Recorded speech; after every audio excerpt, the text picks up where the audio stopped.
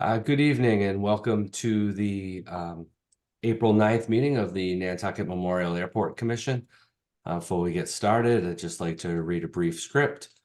The meeting is being conducted remotely according to the open meeting of the Nantucket Airport Commission is being conducted remotely pursuant to Chapter 2 of the Acts of 2023. Ensuring public access does not ensure public participation unless required by law, but this meeting will feature public comment. Please be aware that we're convened by video conference via the Zoom app, as posted on the town's website, identifying how the public may join. And please note the meeting is being audio and video recorded. And please take care not to screen share your computer. Anything you broadcast may be captured by the material by the recording. And I'd like to first take a roll call vote of the commissioners that are present. Ms. Topham? Here. Mr. Marks? Here. Ms. Planzer? Here. And Mr. Buscarin is not joining us tonight. And I'd ask that all comments be... please mute your microphone, computer when you're not speaking. Please remember to speak clearly in a way that helps generate accurate meeting minutes. And for any response, please wait until the chair yields the floor to you. Please take care to identify yourself. And finally, each vote in this meeting will be conducted by a roll call vote. With that, we'll move on to the agenda. Are there any questions, comments, or concerns with the agenda as drafted?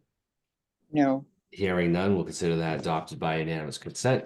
And we have draft minutes from the March 12th and the March 20th meeting. Any questions, comments, or concerns with those minutes? Hearing none, we'll consider those adopted by unanimous consent.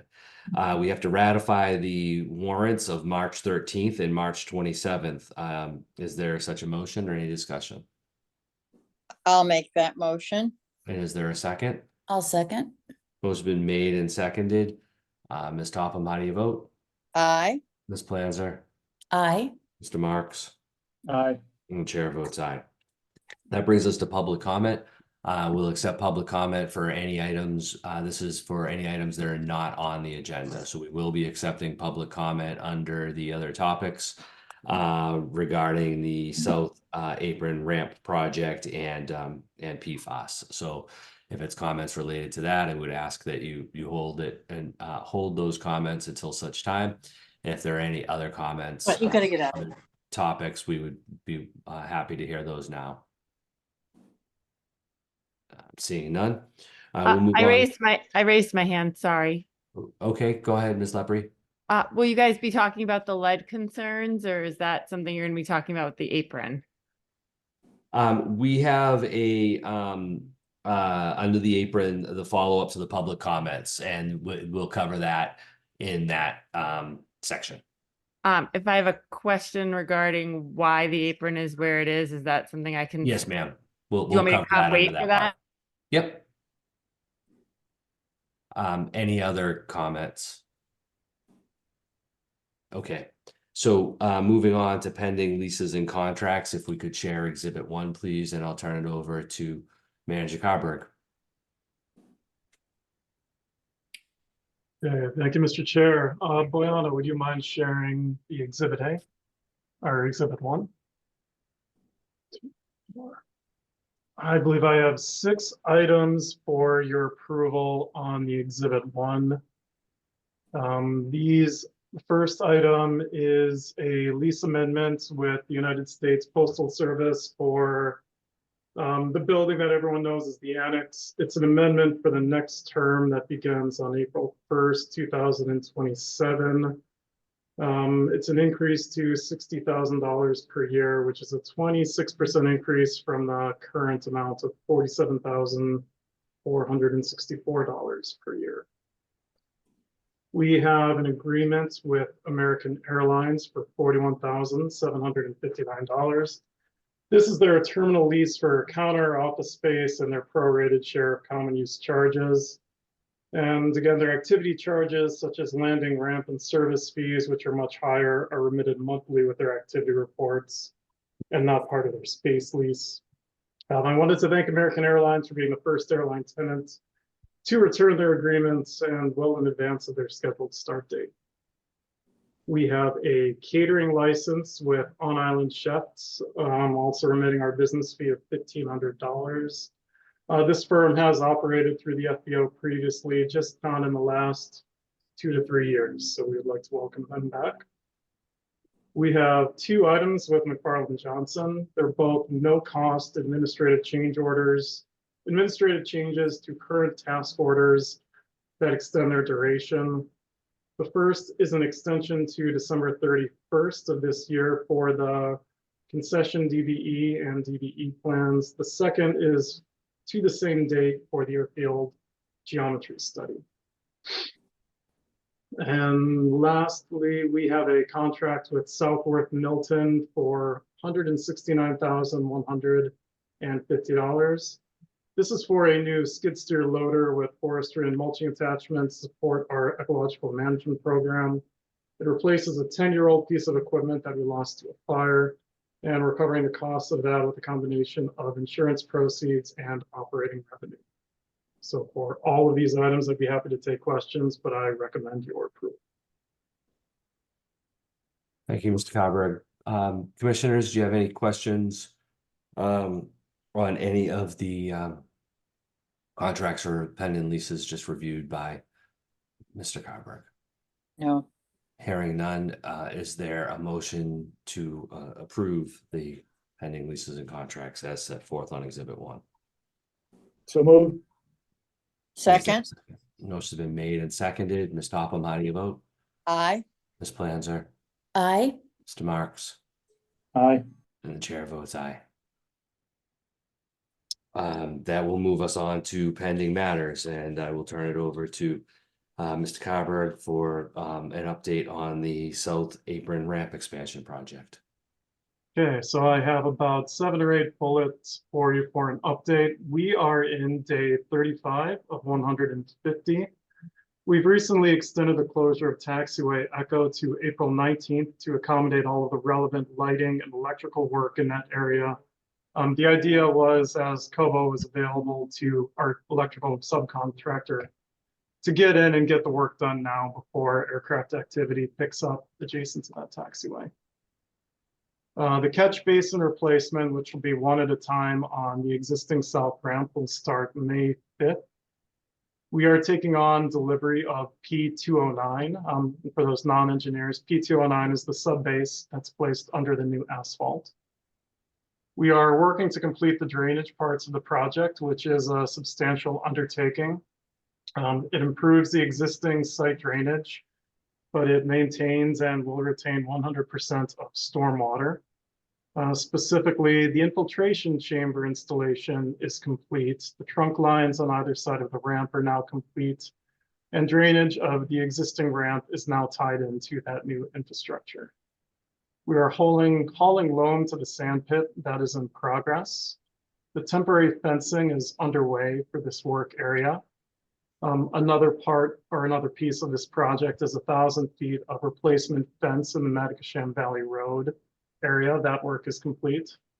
And then duct bank work is progressing along the back of the existing south ramp by the tie downs for smaller aircraft.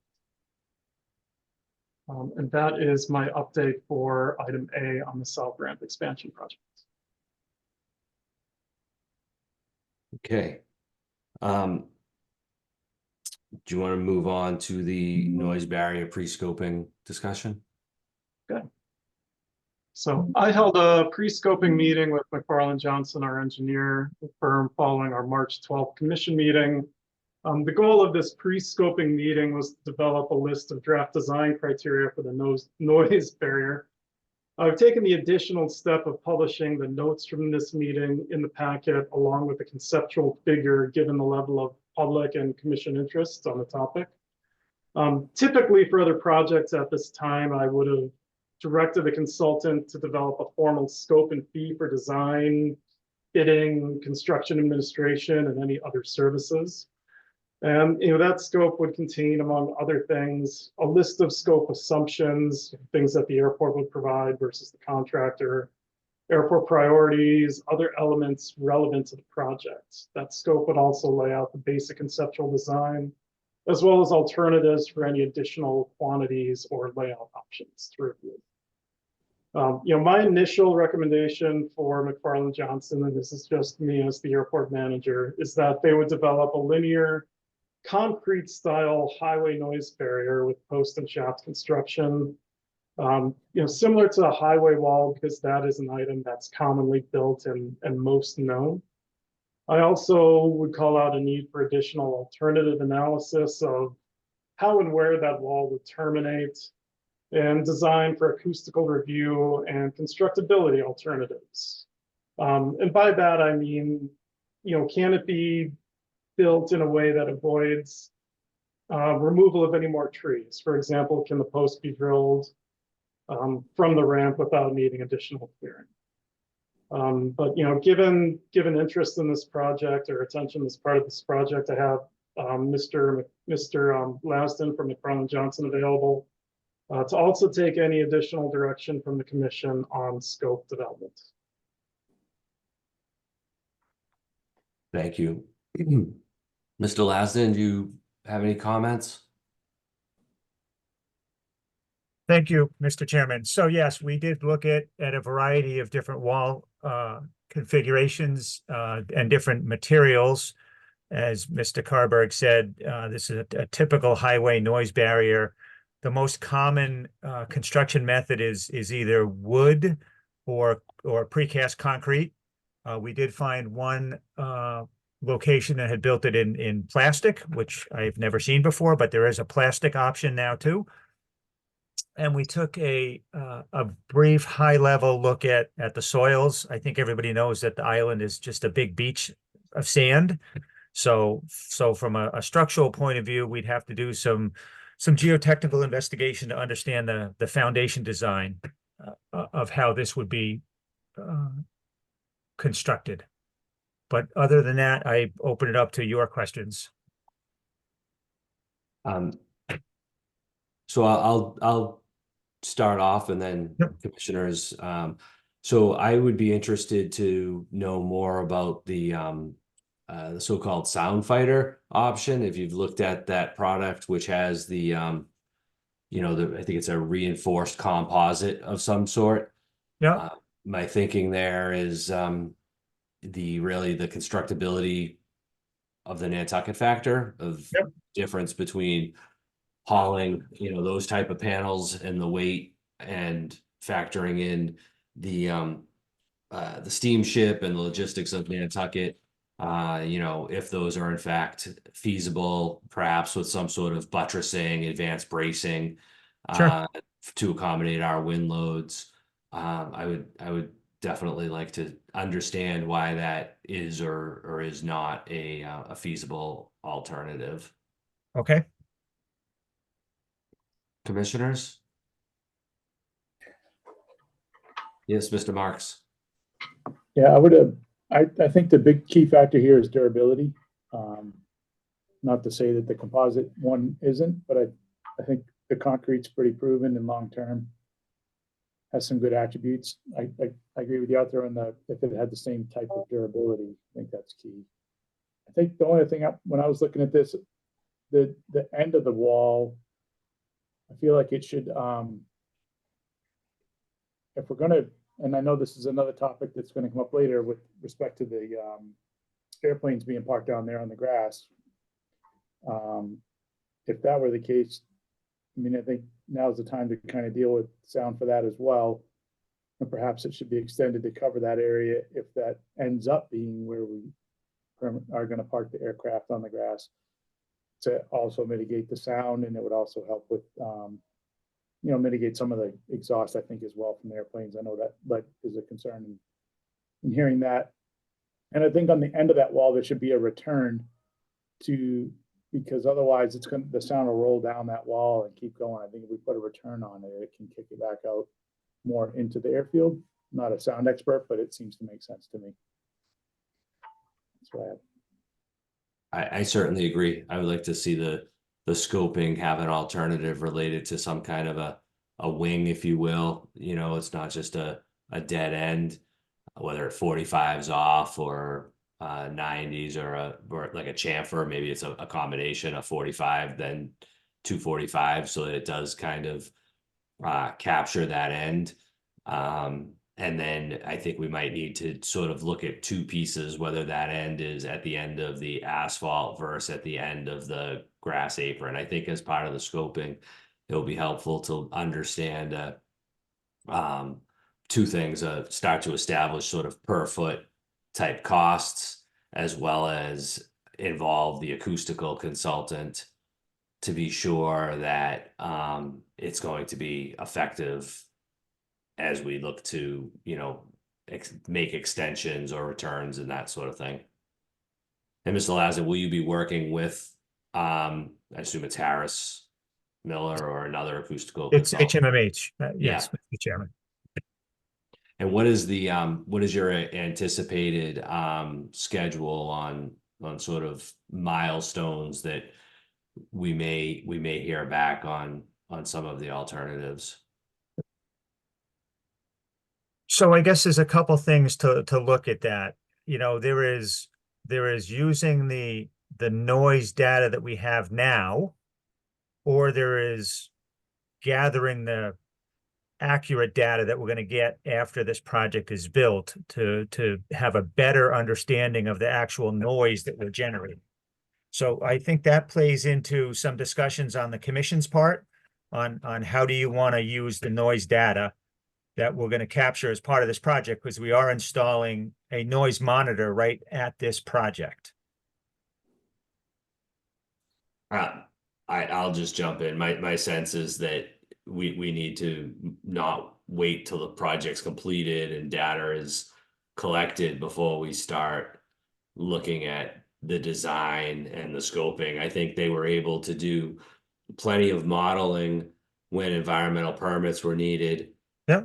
For the project. So, I don't see why we couldn't do that for this. And then it could always be a, follow-up, perhaps check or whatnot. But I think Okay. that with the fixed parking spaces and the projected aircraft, I think we have the data that we would, or at least the template that such consultants would use. I don't think we have a big unknown as to the type of aircraft and where they'll be located. So my hope is that we could move sooner rather than later on really keeping the whole thing going. Sure. Absolutely. Mr. Marks? Yeah, I just wanted to reiterate what you said, not to belabor it, I agree, there's plenty of data out there and there's plenty of aircraft around, lots of airports to go if you need to get some monitoring on that. Okay. Similar situations, I think it's pretty easy with these type of aircraft. One thing that does cross my mind is when you're going to be engaged as part of this with the acoustical consultants, perhaps a review of the proposed or approved, if you will, noise monitoring stations. Yep. I think they were involved with that, but this would be also a good time if that wall is going to factor into that and any, anticipate, they're experts, right? If there are any changes that where we thought we were going to put those is going to be, again, and I think the general location of the wall is within a certain parameter understood. The end result, the end conditions need further study, but as they're looking at that acoustical study and the design, I would also like them to factor in the noise monitoring stations so that we don't have an adverse effect or impact, if you will, on that where we had that station proposed, because you then put in some kind of reflective barrier or something. Yep. We will work with the airport manager on developing some scopes. Okay. Commissioners, anything further on the noise barrier discussion? No. I'll open this up to the public. Mr. Keppel. Hi, good evening, and thanks for hosting the meeting. I just want to briefly discuss the noise barrier, and I reiterate what's been said. The airport is growing exponentially. And if you're going to just design a noise barrier using pre-existing conditions or what you may experience this summer, doesn't really speak to where the airport's growing and going. You can only assume, given the fact that we now have unlimited jet parking, that the airport is going to get busier and busier as time goes by. So I would beg the Airport Commission to give the mandate to design a noise barrier that reflects what the airport is going to look like 10 years from now, as opposed to what the airport looks like now, because what the airport looked like 10 years ago is nothing as it is now. Following up on something that that Commissioner Marks said, and we'll get to this when we talk about parking on the grass. Like, if you guys are going to park general aviation aircraft, and we'll get to the lead pollution aspect of that later, I guess. If you're going to park those aircraft south of the South Apron, you have to put in noise attenuation. I mean, it's just those aircraft make as much noise, especially when there's a collection of them, as 3 global expresses are going to make on the South Apron. I applaud Commissioner Marks and his willingness to seriously consider, if you're going to park on that grass, to extend whatever noise barrier you're going to install beyond where those aircraft will be parked, and then returning them at a 45-degree angle or otherwise. And we'll leave the emissions conversation till later in your program. Thank you. Thank you, Mr. Keppel. Ms. Lepre? Yeah, hi. I was sort of following up a little bit on my question at the meeting on the 12th, I think, because at our meeting, at the joint meeting with the select board, and I'm sitting outside my house, so sorry if you can hear airport noise. But I asked the reason that you chose that you didn't think, Mr. Carberg said that he couldn't put this area on the other side of the airport. So the Ms. hell- Lepre, if I could just hold on a second, we're on the noise barrier right now. So we're gonna stick to Okay. that, and then we'll get to the responses to the public questions next. Great. Thanks. Mr. Walsh?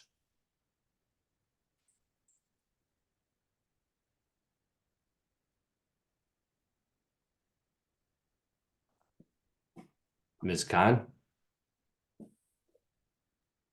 Hi, thank you for taking my question. I have a very limited understanding of the noise barrier, so I don't, my question may not make sense, but maybe you could help me understand. I was reading the packet, and it said that it decreases the decibels. I forget the amount that it decreases it by in the area where the barrier is up, which makes sense. But then what happens at the locations where the barrier ends? Does that part increase? Do the decibels increase where it cuts off? Almost like, you would put a wall in the ocean. Does it act similar where it moves the noise to the side and then it increases it where it ends? I just didn't understand. Sure, If Ms. someone Khan, could that's help exactly understand. what we were just discussing with the Okay, thank you. terminal conditions of that wall. And we've engaged, an expert noise consultant that the engineers are going to work with, that are going to do, modeling Perfect. to look at that. And that's exactly what we're going to work on. Okay, great. Thank you. Yep. Mr. Walsh, are you able to unmute? There we go. All Finally. right. Welcome. Yes, I am able to unmute. We're talking about the noise fence and the noise fence down at the grass area that you're talking about, parking small airplanes on the grass area. But I think that's a bad idea. However, I think the noise fence, the way you described it, should be to mitigate the noise of the jets taking off. Mitigating that noise. As far as that run-up area down there, there should be no waiting down there, no jets waiting down there. They have to get a clearance, they should have to get a clearance to leave the ramp area and taxi on Echo to go to the end of the runway, enter the runway and take off. No waiting down there, so there's really should be no noise coming from that run-up area. There definitely should not be any propeller airplanes running up down there, period. They should be also required, if they're taking off at 6, they should be required to get a clearance from ground to taxi on Echo to go to the end of the runway and leave. I realize that in the summertime, you know, you get lines of people waiting to go, but there should be no run-ups. There's no, you know, and mitigate the jet takeoff noise. There should be no jet noise, no jet fumes down there coming from that run-up area. There should be no run-ups. There should be no jets waiting down at that area. So there should be no noise, no fumes, no nothing. They should. Thank you. Thank you. Ms. Perry? And Thank you. this is strictly on the noise barrier. Well, actually, I had a question on the previous topic regarding the sand pit comment. And I know that's not on the airport expansion section. So can I ask it now or should I wait for the Sure, go expansion ahead. portion? Okay, I was wondering if someone could please go into a little bit of detail about what the sand pit actually is. Is it actually a hole in the ground? Is it a pile of sand?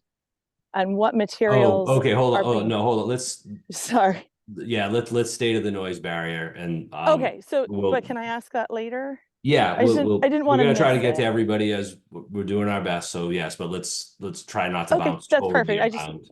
No, I wasn't Um, trying to bounce around. I just know it was the above topic, so I want to make sure I didn't miss that. Mr. Hallowell?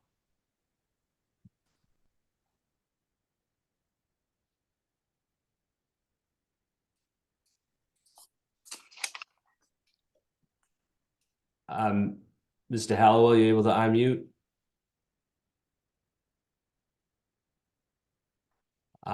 Ms. Glazer? Yes, I'm Molly Glazer, 53 Skyline Drive. I was not able to be present last month at the meeting, and I understand what was just said, that accurate data is needed after this current construction, but is there nothing in place for any noise abatement for this summer? No. So what we will do, it's going to be the same as it's the ramp expansion project is not going to be operational for this summer season.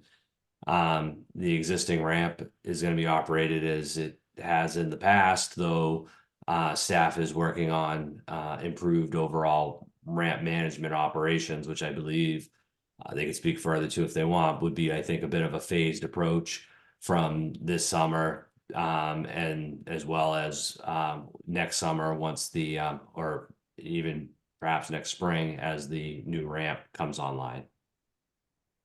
Well, I will join the voice of the person who spoke earlier about imploring the members of the commission to really think this through and do a really good job for us who live over here.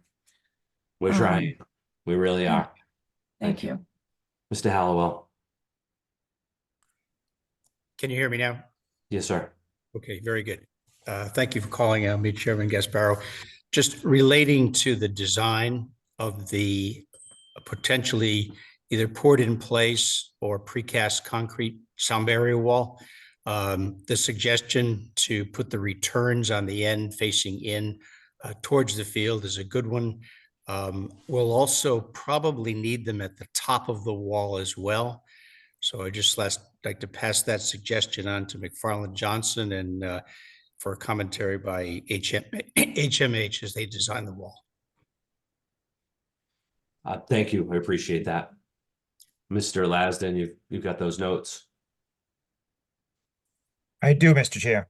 Thank you. Mr. Sculthorpe?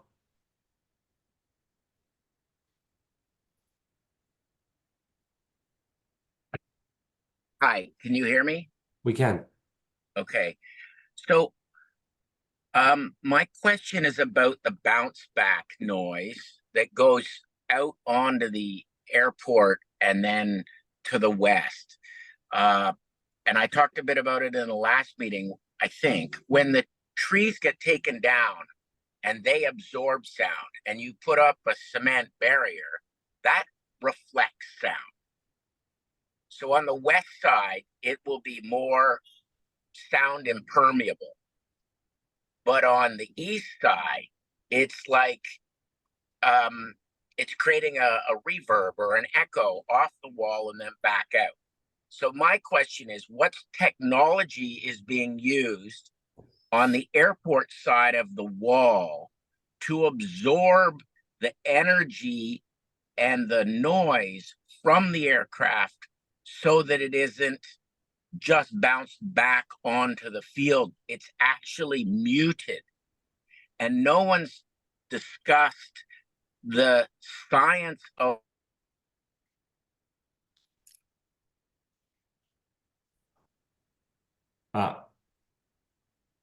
Mr. Sculthorpe, you got muted. Okay, sorry. So I haven't heard people talk about designing a wall that absorbs the sound from the airport versus stopping the sound. And it's cement will bounce back the sound. What technology can be put on? And one simple thing would be vegetation, substantial vegetation on the airport side of the new wall. But what would be even better would be constructed attached to the wall, the cement wall, some other material or special sound reducing baffling. And that I haven't heard that or seen any ideas about studying that. Well, thank you for mentioning that. And it's all, we're at a scoping level and we have acoustical consultants that will be part of the modeling that they do. And our engineers here are taking notes and he's going to be working directly with them. So, again, we're at the berm.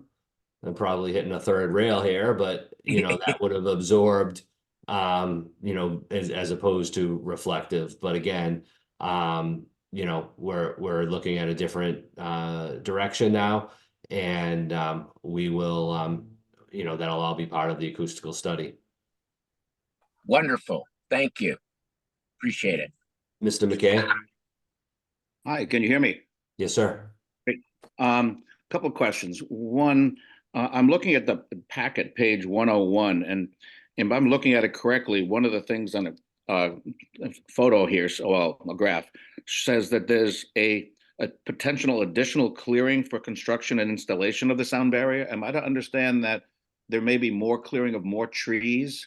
Sure. So I'll just jump in there. I mean, we're going to keep it minimized, but it might have to be, you might need another 7, 8, 10 feet sort of a thing to build a wall. But it's not. When we're fighting so hard, pardon me for interrupting. We've been fighting so hard, obviously, so much of the focus the last couple of meetings have been on the berm, which is now gone, which we're all appreciative of.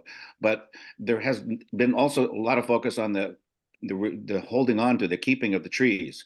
And when you have so much area on the other side, why are we even considering more trees being taken down, carbon reducing? Well, we're not going to have room to build the wall. I mean, I'm really trying to be, you have to understand, we put the limit of work as far away to keep as many trees as possible to build the ramp. And I will tell you that I felt that we should have cleared just a little bit more right now to not have to do it later to accommodate the position of the wall.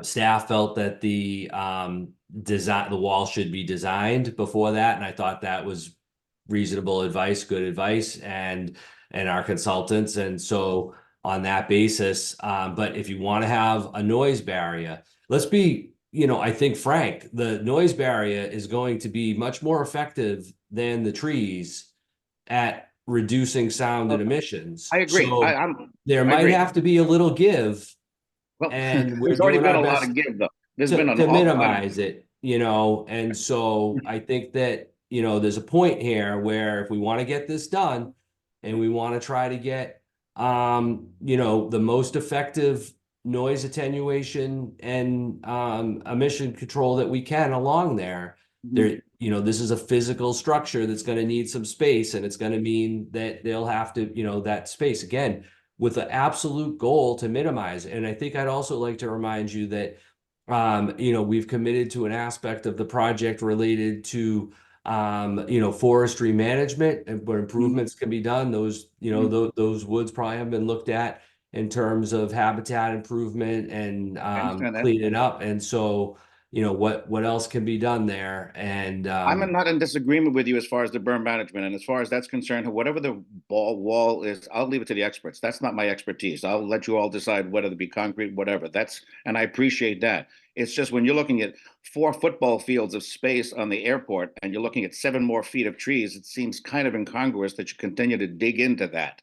Well, you can't, just for what it's worth, you can't just move in the other direction because they have separation distances related to the taxiways and, you know, I'll defer to your measurements there. I've asked the questions for what it's worth, and, you know, we've got. I appreciate that. And it's just, you have to understand where the questions come from when visually you have so much space on the other side.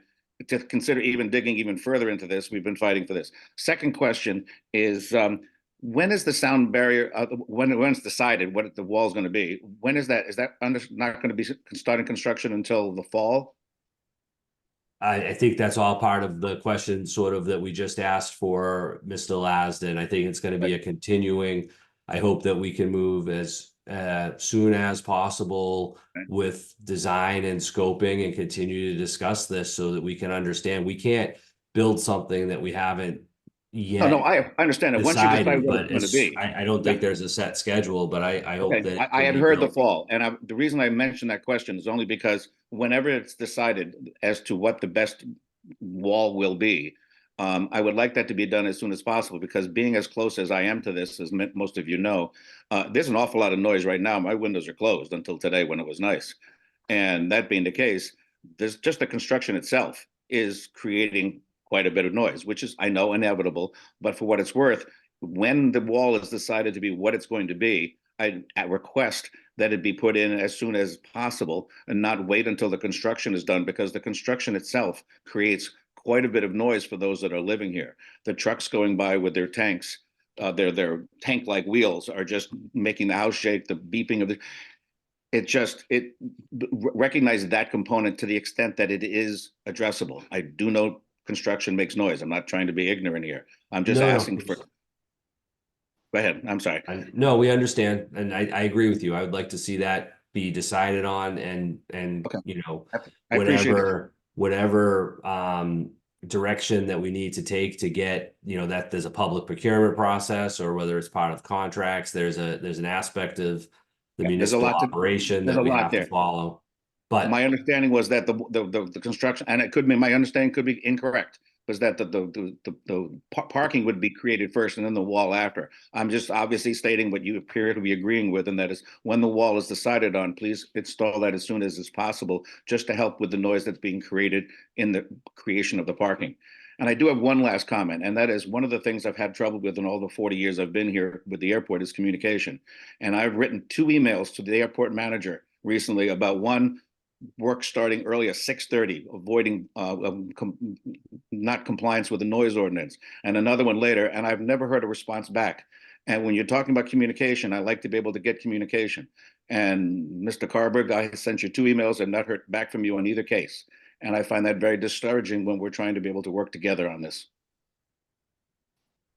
Thank you, Mr. McKay. I understand, and I'm not sure if Mr. Lasden, can you address the start time for the construction? Honestly, Mr. Chair, it's the first I've heard about it. I will send an email right now to the contractor and find out. There is a specific time frame in the contract when they're allowed to work. And I did not know that they were potentially starting earlier. I had emailed Mr. Carberg about the fact that it was starting at 6:30 a couple of weeks ago. and I never heard anything back. I sent him another email thanking him for the apparent correction of that, because after the email, it did seem to change to 7 o'clock, but I heard no response, which is just unprofessional. And then my second email never required a response either. Thank you. Happy to look into it, Mr. McKay, but I don't have record of either emails. I If you have- could please, I'll touch base with you after this meeting and Okay. see if I can find those emails. Yeah, let's try to clear that up, please. I'm sure, Mr. McKay, there's got to be something there. I mean, Mr. Carberg is, I think, working very hard. And He has communicated in the past, so I was very surprised about that. So I will okay, look into let's see what we Let's look can into do to work that out. And if you'd like to get together or something on that, we certainly can do that too. Appreciate it. Thank you. Thank you. Mr. Pearson.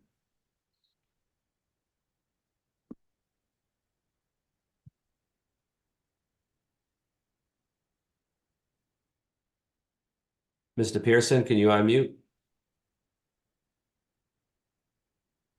Okay, Ms. Glazer?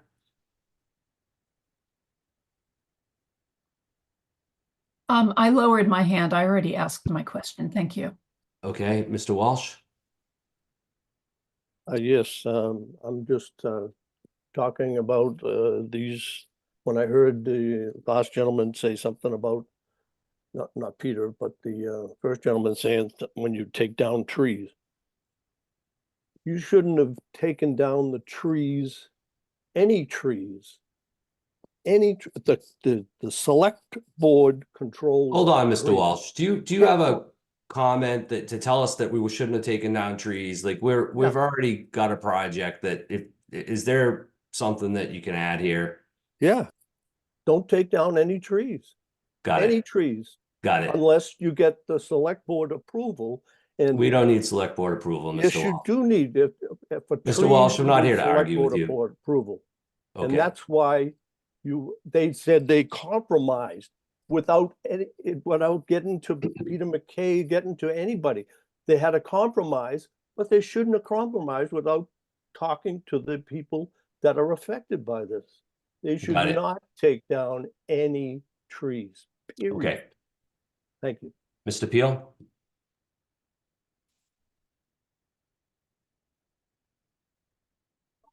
Thank you, Arthur.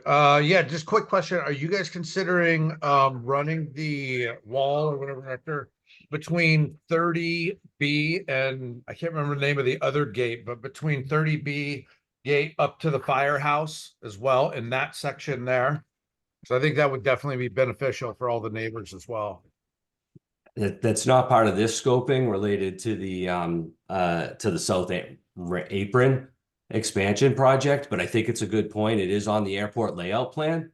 And, one of the things I wonder about is perhaps as doing the wall for the expansion portion of the project, what we might learn and, what might be able to be perhaps as a future project, whether that would have support. Again, that has to be locally funded. It has been something that's been discussed in the past. I think there are, I have heard just in general discussions, both pros and cons to that. I think, from a neighborhood and a noise and emissions, that it would logically seem beneficial, but I think there is also some perhaps concern of aesthetics and a walling off of the airport, if you will. So it's not as part of this project.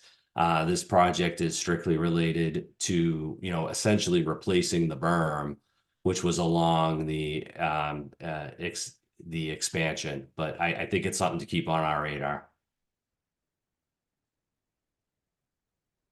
Mr. Pearson? Okay, with that, commissioners, do you have any follow-up comments regarding strictly to the berm? To the wall. No. Ms. Huber? Hi, can you hear us? Yes. Hi, thanks for having us. This is Richard Sheehan. We both have comments. Please go ahead. The floor is yours. Okay, thank you. After building the sound barrier, whatever choice you do make, are you still going to follow through with that promise to tow the large aircraft into place and tow them out prior to takeoff? So I don't think there was any commitment that there was a promise that all aircraft would be towed in and out. I think there is a commitment, my understanding, to overall ramp management strategies. And to hit on that part of it, and I think maybe this goes back to the other public comment follow-up, discussions that we've had. And Mr. Carberg, I'll defer to you a bit on this as well if you want. I think this might just be a point of a segue from the barrier to the response to the public comments. A mandate to operate in such a manner might not actually be the most efficient way to achieve a goal of runtime reduction.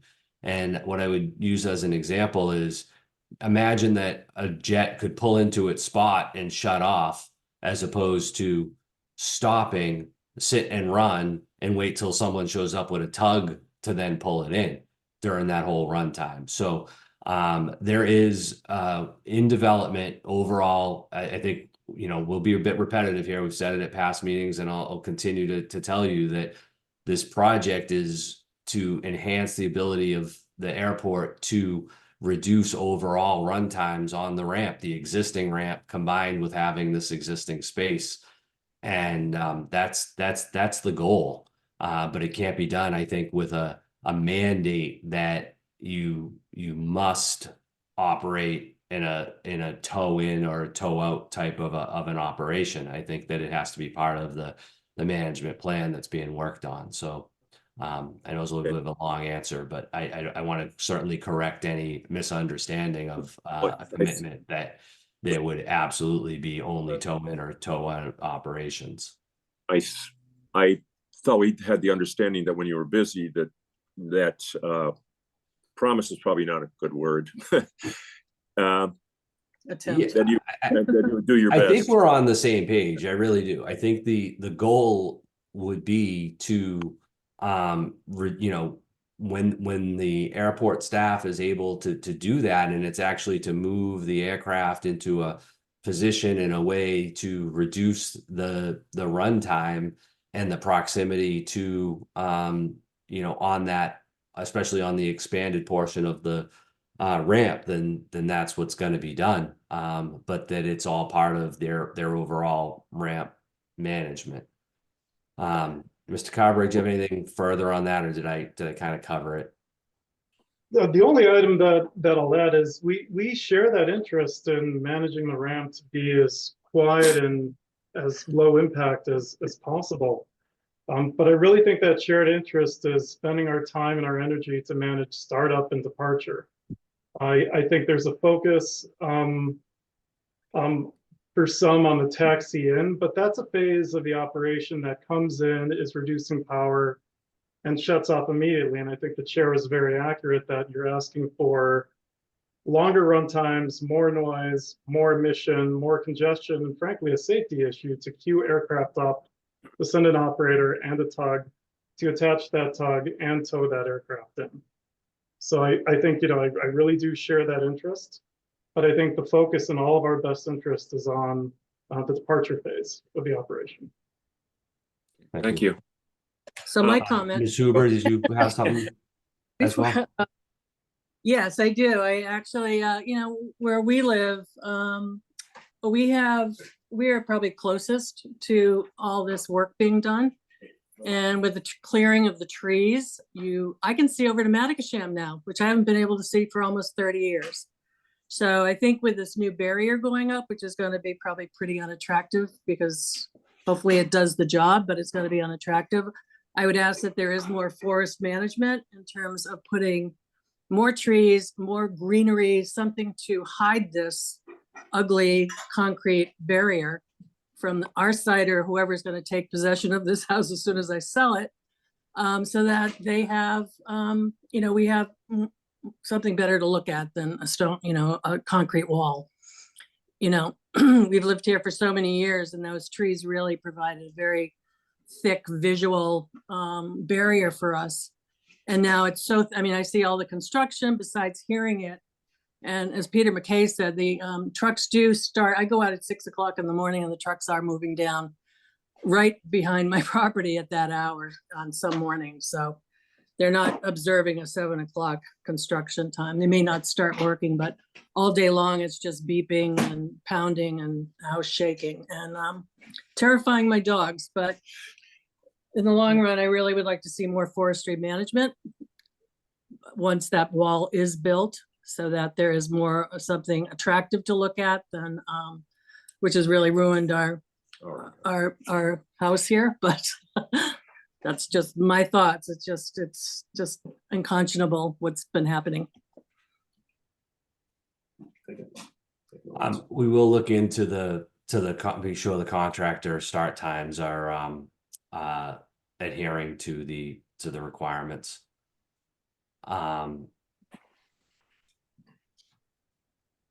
And with that, Mr. Carberg, could you segue to the response to the public comments, the follow-up from the March 12th meeting? Okay. Thank you, Mr. Chair. I have a few prepared slides that I'm just going to work off of. They're not very long. I'll share my screen, then I'll take my shared screen down. I'm going to review the tie downs, run up, and lead. For the PFAS discussion, I'm going to defer to Weston Solutions presentation. They are here. They will be presenting under a different topic area. One moment, please.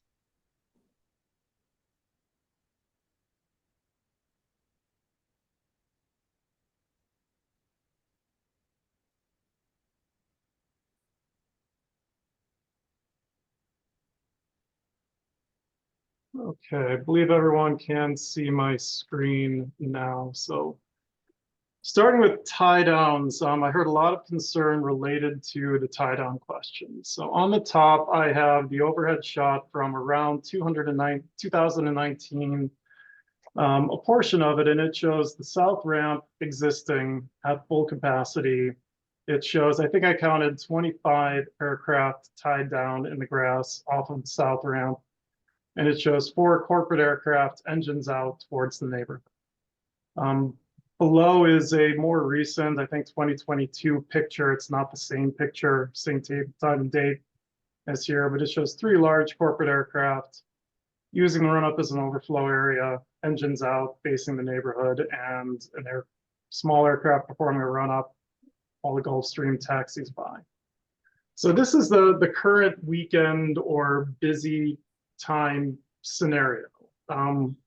We have approximately 25 single to light twin aircraft tied down in area number 1 and 4 jets with their engines out in area number 2. What we have put in our plans and what I've asked our engineer to supply in the packet and in my presentation are 12 tie downs proposed. These are the 12 tie downs represented with a light twin aircraft on each of them.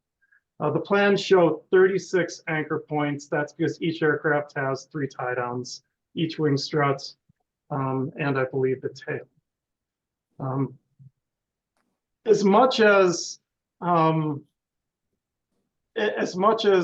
depending on what side of the argument you're on, if you believe there's a noise problem or don't believe there's a noise problem, as much as there is a problem, I'd like to think that we're actually trading down in a problem. We have 4 corporate aircraft engines out, relocated and managed to the south ramp, and instead of 25 tie downs, we have 12.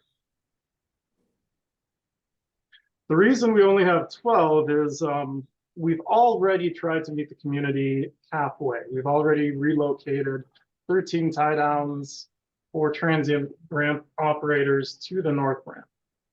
These are the tie downs represented in the yellow boxes and with the markers. On our north ramp, this is going to require more work from us. We're going to have to escort people in and out of this location, but we think it's important to meet the community halfway. I also recall from the previous commission meeting, there were a lot of questions on what a ramp does versus what a run-up does. And I'd like to provide some additional context or disambiguation. I'll note we have pilots in the community. We have pilots on our commission. I myself, I am not a pilot, but I'm going to represent this for you. A run-up is both a place on an airfield, a noun, and it's a pre-flight action, a verb. So the run-up on an airfield, the place, it's a designated location for pre-flight safety actions. It's adjacent to the runway, and it's set through FAA design standards and airport rules. I've highlighted in red the two run-ups associated with runway 624. This is the run-up for runway 6, aircraft taking off in a northerly wind. And this is the run-up for run-up 24, aircraft taking off with a southerly wind. In the summer, the predominant wind direction is out of the south or the southwest. This is why the majority of operations take off and land runway 24. So it's the runway 24 run-up that sees predominant use. When I mentioned it's set through FAA design standards and airport rules, we don't allow a run-up on the ramp, and this is for several reasons. It's applying power, it's creating fog, it's creating wind blast similar to a jet blast. So the run-up does not occur on the ramp. The run-up would not occur in the tie-down area. So the run-up as a verb, this isn't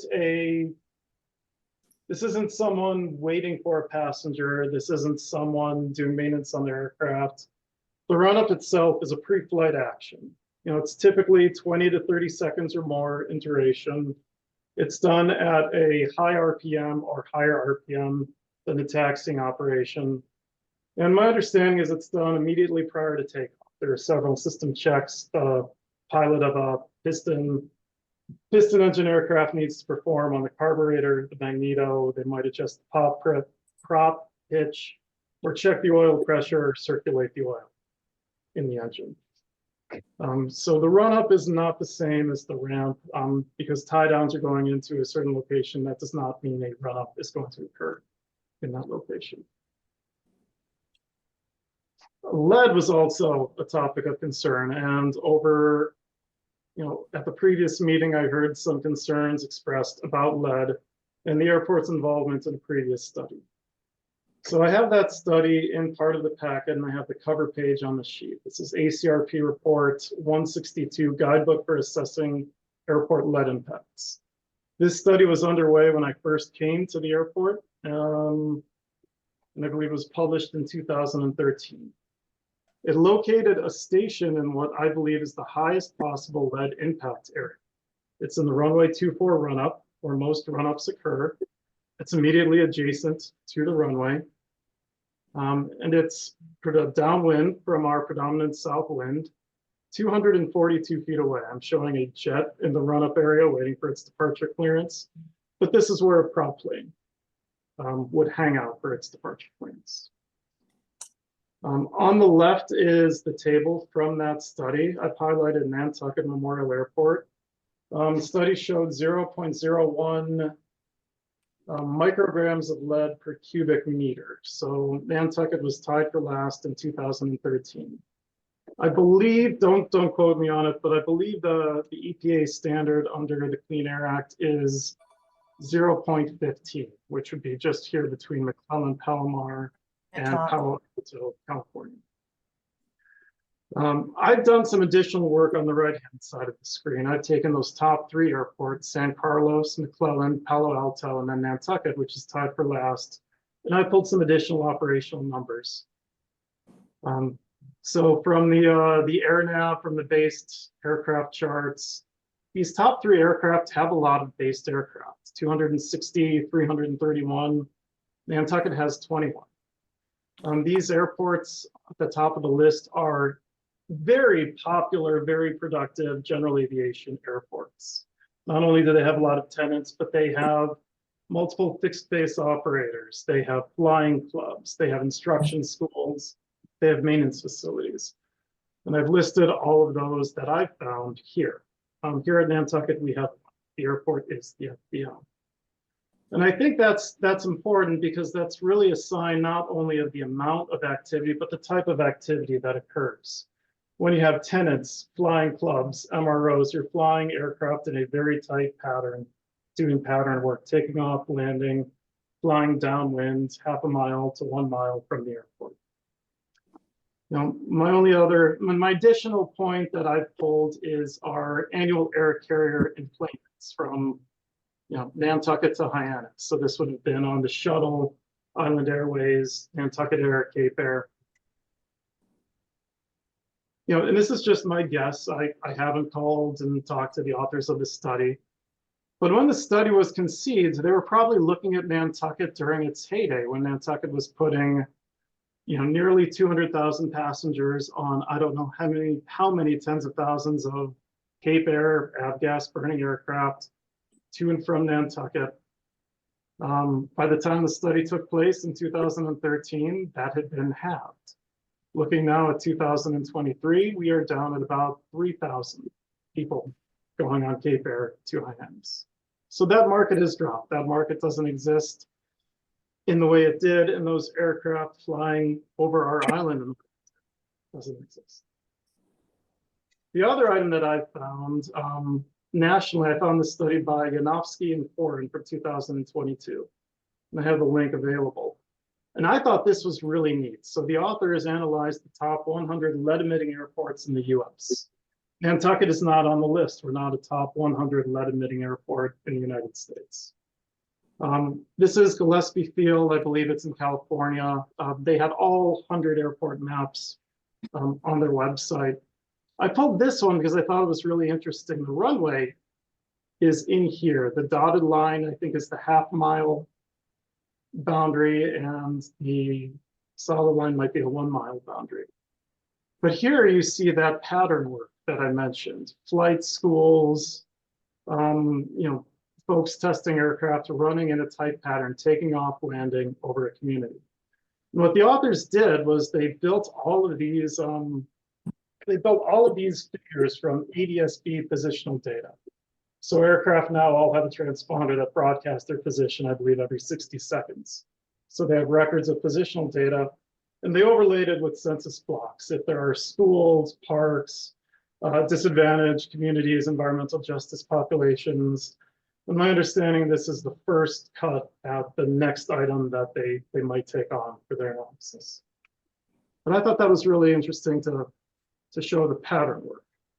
And because obviously where aircraft fly, that's where people tend to be concerned about that. So I'm not a public health expert, but I wanted to see what data the state had available. So I found their most recent 2022 annual childhood lead poisoning surveillance. Excuse me.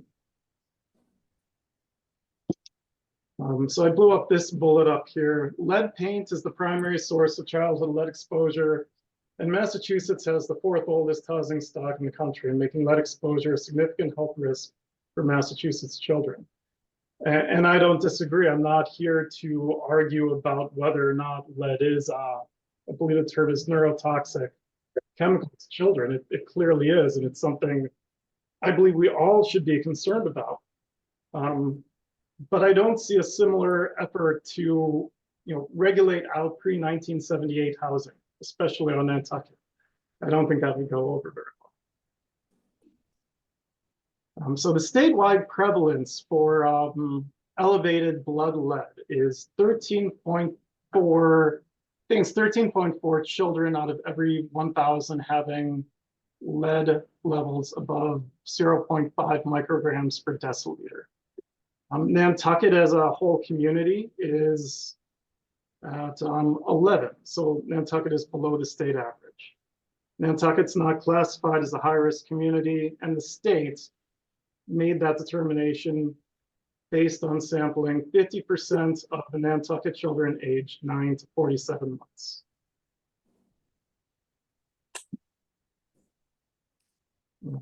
And then finally, I thought, personally, I'm a member of this community. I have children. I'm concerned about lead exposure.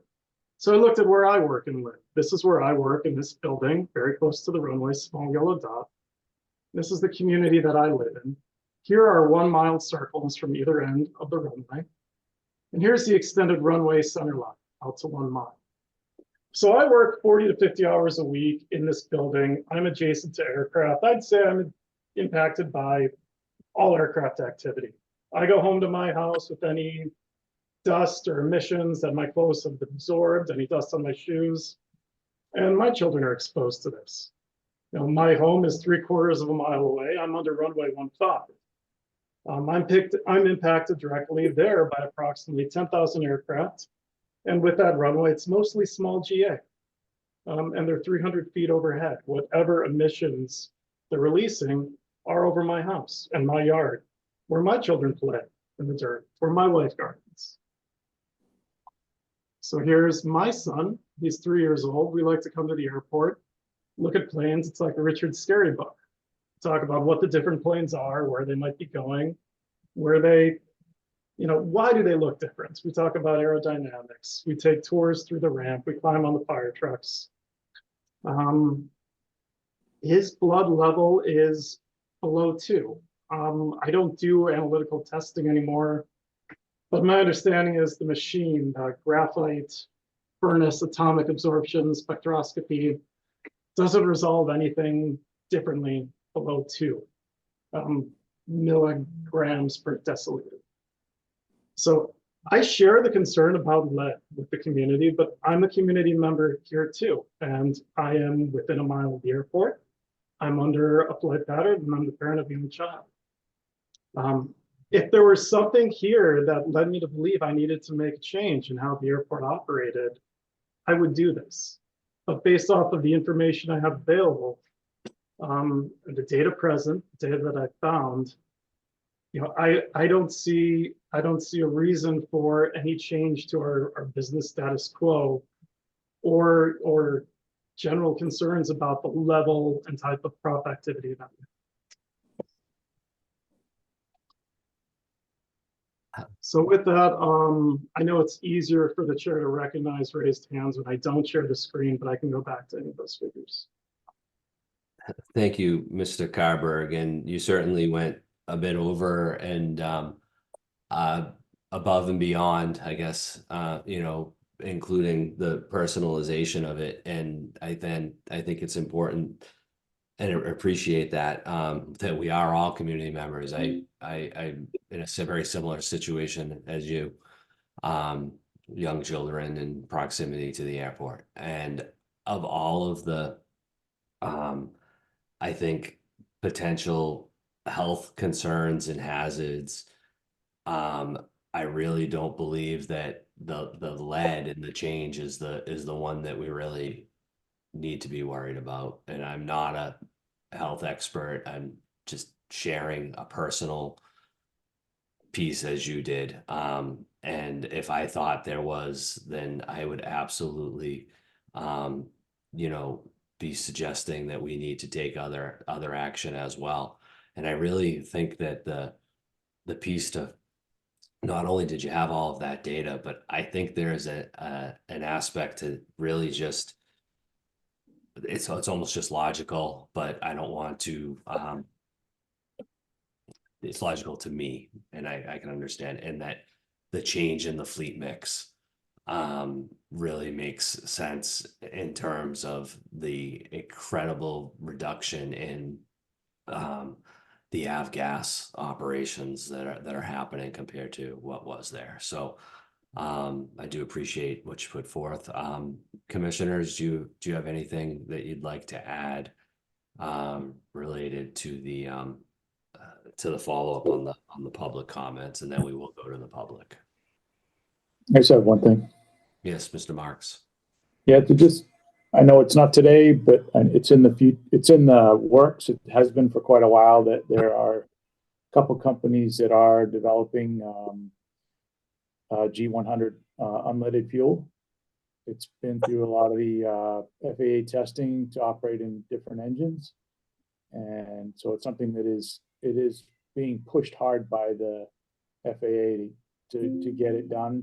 It's not obviously going to happen this year, perhaps, but it is being used already in the country in airplanes. And hopefully, yeah, I fly a piston airplane, and I hope that we can have this. I wish we had it today, but we just don't. But it is being pushed hard to get done, and I think that's at least a positive sign of what's to come. So, Ms. Lepre, I'm sorry, commissioners, any, I don't see anybody else. Ms. Lepre. Yeah, so I mean, I'm not a pediatrician, but I am a family nurse practitioner, and I believe in the lead levels, it does actually depend on the time of year that you would do it, because with kids, they would, I believe at 3 months after the exposure, their body absorbs it into their bones. So like, I'm personally gonna try and have my children checked in August and September, because I do think that might play a part. I'm hoping that their levels are low, and that is, that along with PFAS are grave concerns for me for their long-term health. I'm hoping that they haven't been poisoned a different way by the airport, but I won't know. So I do think that is something. And I also am wondering, the study that you showed that was done here was 10 years old. And is all of the gas, I'm assuming that you only sell one type of gas and it's all leaded. Is that correct? We sell two kinds of aviation fuel. So we sell Jet A and we sell avgas, which is also called 100 low lead. So you might see both terms. Okay. And to be clear, the Jet A is non-leaded, correct, Mr. Carver? Correct. Right. Okay, thanks. So I think that with the lead exposure, it does depend on the time of year that you test it. And they only test kids usually once when they're anywhere between 1 and 3. And usually, unless there's a concern, they don't test them again, or if there's levels elevated. I also stare at these all day at school. So I do think that's something to think about. And I don't know if you guys are interested in doing a study and seeing what kids' levels are that live. There's hundreds of kids that probably live within a mile radius of the airport. So it might be something interesting to do if someone wanted to support that. Thank you. Mr. Keppel? Hi, thanks again. I just would like to read from an October 18th, 2003 EPA final determination that lead emissions from aircraft contribute to noise pollution. It says, and I quote, "Today, the U.S. Environmental Protection Agency announced its final determination that emissions of lead from aircraft that operate on leaded fuel may reasonably be anticipated to endanger public health and welfare under the Clean Air Act." I'll then read the conclusion, which I think is quite interesting. It says, "Lead emissions from aircraft are an important and urgent public health issue. Protecting children's health and reducing lead exposure are two of the EPA's top priorities. Lead exposure can have harmful effects on cognitive function, including reduced IQ, decreased academic performance, as well as increased risk for additional health concerns. There is, and I emphasize, no evidence of a threshold below which there are no harmful effects on cognition from lead exposure." That's from October 2023. So that's what the EPA's thoughts, notwithstanding Mr. Carberg's charts that Nantucket is one of the least lead emitting airports in the country. And I would suggest that where Nantucket ranked in the studies were to look at Nantucket's lead emissions throughout a 12-month period, whereas for many of us, we're exposed to the lead, as Ms. Lepre mentioned, during the summer months. That's when the entire phalanx of general aviation aircraft comes to visit Nantucket. But those are just two comments. What I would like to do is see if I could get a little more clear understanding of what Mr. Carberg said. So the new ramp is going to have 12 tie downs for GA aircraft, and 13 will be, quote, relocated to the north ramp to meet the community halfway. Are you saying that there will only be 12 general aviation aircraft on the south ramp and on the grass to the south of the south ramp? Or are you saying that there's going to be 12 general aviation aircraft on the south ramp and an unknown number of general aviation aircraft on the grass to the south of the new south ramp? Mr. Carberg? I'll share my screen so I can walk through that figure. I want to point out, from what I understand from the study went for a year, and the number shown in the study is the highest 3-month total of lead emissions. It's not a winter study. It does show presumably what would be peak emissions, which would be the summer. So we're not going to debate the EPA's final determination, but then you seem to disagree with their conclusion that there's no evidence of a threshold below which there are no harmful effects on cognition from lead exposure. I'm not a doctor, but I do know that they did not require any rulemaking coming out of that. Okay, well then I would, I mean, maybe I'm misinterpreting this. I would suggest you look at the final EPA determination of October 18th, 2023. That I'm familiar with that document. Thank you. Okay. So what the figure shows, and this is available in the plans that we have published online.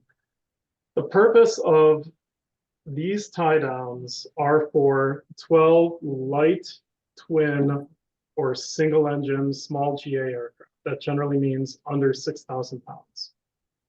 The purpose, this ramp is for Aircraft Design Group 3 corporate aircraft. So the Gulfstream 650s, the Global Challengers, Gulfstream 5000s. The purpose of the ramp as it exists now, beginning on the right and going off screen, is for a mix of aircraft, much like it exists today. I believe, here's a good picture. You have some large Design Group 3 aircraft. You have what look like, to me, Design Group 2 aircraft. And you have small general aviation aircraft on the back row. These 25 aircraft that are being displaced, the first place we're going to try to put them are on these 13 spots. When these 13 spots are full or otherwise occupied, these are the 12 spots where we're going to put these aircraft.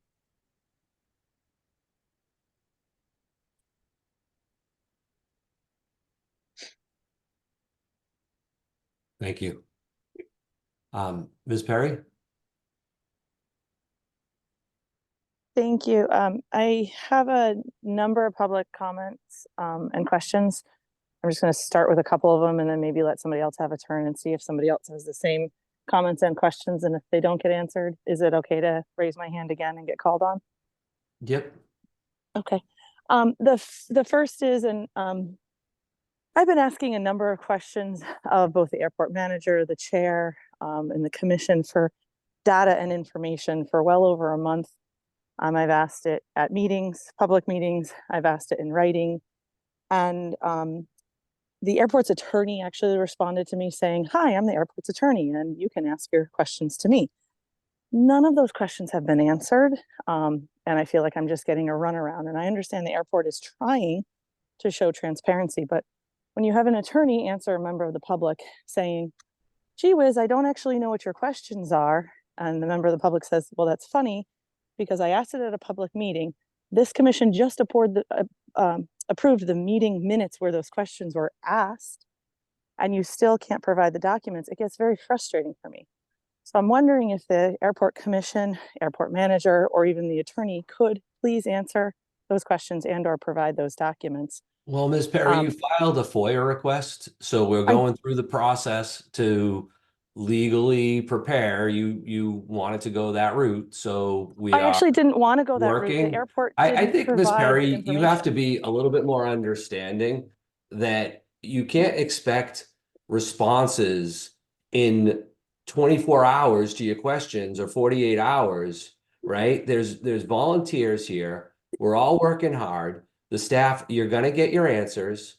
We're working on it, but we would appreciate also a level of understanding and patience from you. I fully appreciate that, but I asked a question over a month ago whether or not the airport had talked with Natural Heritage about another location. That's a yes or We no. answered that, Ms. Perry. We've told you, we have been discussing this in meetings for months, right? That there was studies, that there was work, there was planning done by the airport going back to 2004, right? That there was infrastructure. There wasn't just this, I think you're perhaps looking for like a specific smoking gun or exact document that says, here's your denial. This is a long-term planning process. And all of the members of this commission, when we started on this board, the fire station was built. The FBO building was built, right? This is the infrastructure that's been put, the direction that the planning that happened on the airport 20 years ago, right? And we've said this repeatedly, and I don't want to sit here and be argumentative with you, but I do feel there's a point where, and for the documents that you've asked, we are being transparent and we are working on preparing those, and we will get you what we can get you. But some of it, you're looking for, where is your denial of a specific exact other ask? It's a planning process. I know you're familiar with this. And the reason I'm asking for not a denial, but if the airport looked into any other location, because in speaking with Natural Heritage, they said that the airport did not look into Did you another talk to someone that was working there 20 years ago? I actually talked to the person who was working on the application that this project. Because look, Miss Perry, there's a point here. This I goes understand. back a long time, and we've inherited a situation of the planning for the airport is also based on past planning. So, we will be responsive to your requests, but in terms of having the attorney, I can't just, you just keep coming at us with like point at question and when are you getting back to me? It's not just going to happen on your timeline. I fully respect that. I respect that. I just thought that a month or more was enough time. I apologize that that's not enough time to get those documents in. So that's fine. I'll wait for the FOIA to go through and go from there. So appreciate the transparency and the attempt to get me the information. While on that topic, I guess I appreciate you guys holding this meeting, and I'll hold my further questions till later. Thanks. Ms. Khan?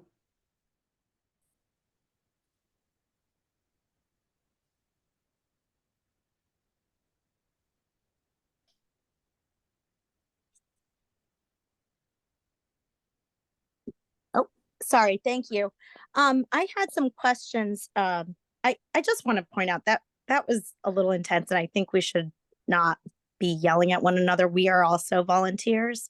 I'm a volunteer. Everyone calling in is a volunteer. We're just, I don't live by the airport, but I have friends and families who live by the airport. So that's why I'm calling in. I have my own concerns also about some of the information. So what I wanted to talk about was that the lead situation, I think, none of us are experts on lead, and perhaps this would be a great opportunity for us to engage with and ask for lead experts. I know there are many. We have Boston right around the corner who have been working on this for decades. After 2 decades of advocate action being requested by the EPA in October 2023, EPA did finalize endangerment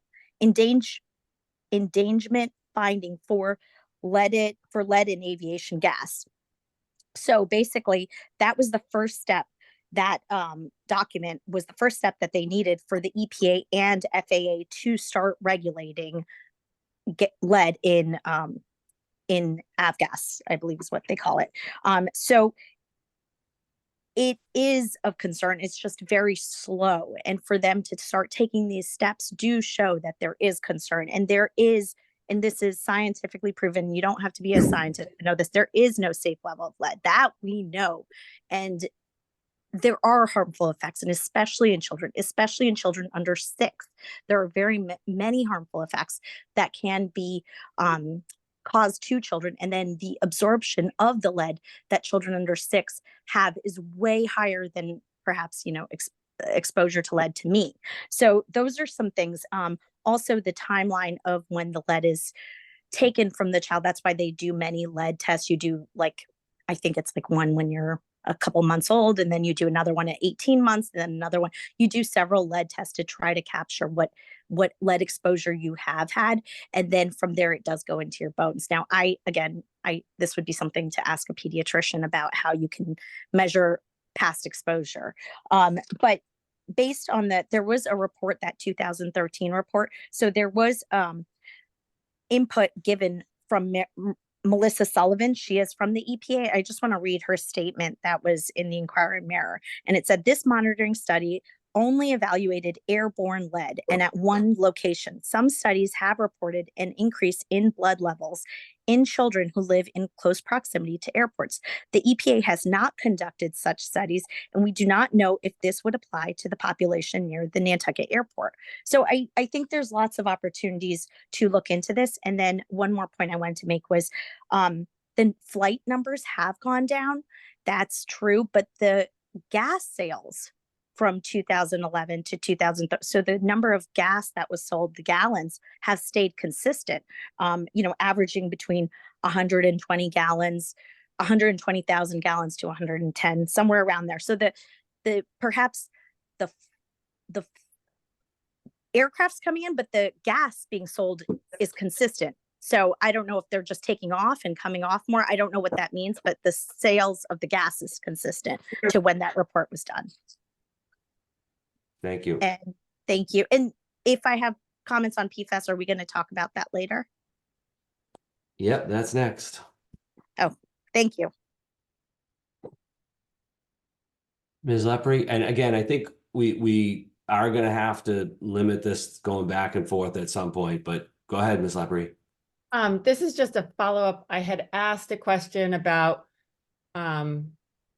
at the meeting with the select board, Mr. Carberg said that the reason it couldn't go to the other, that this whole apron couldn't be moved to the other side of the airport. And I understand it's 20 years in the making, but sometimes we need to adapt and make changes when we find out that things are in the wrong place or we're not doing the correct thing.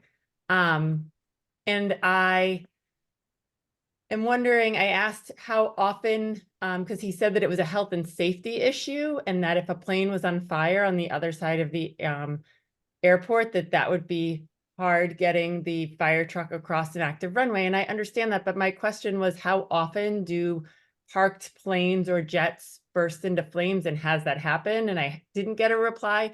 And I actually am wondering, because if that's the reason that we chose putting everything on the one residential side of the airport, that seems sort of silly when it's never happened. Because as far as I know, you guys never actually used the PFAS foam to put out a fire. It was used as you were told that you had to use it twice. So I guess have planes that are off and parked burst into flames? We've had 3 alert ones in the last 5 years responding to suspected engine fires on the ground.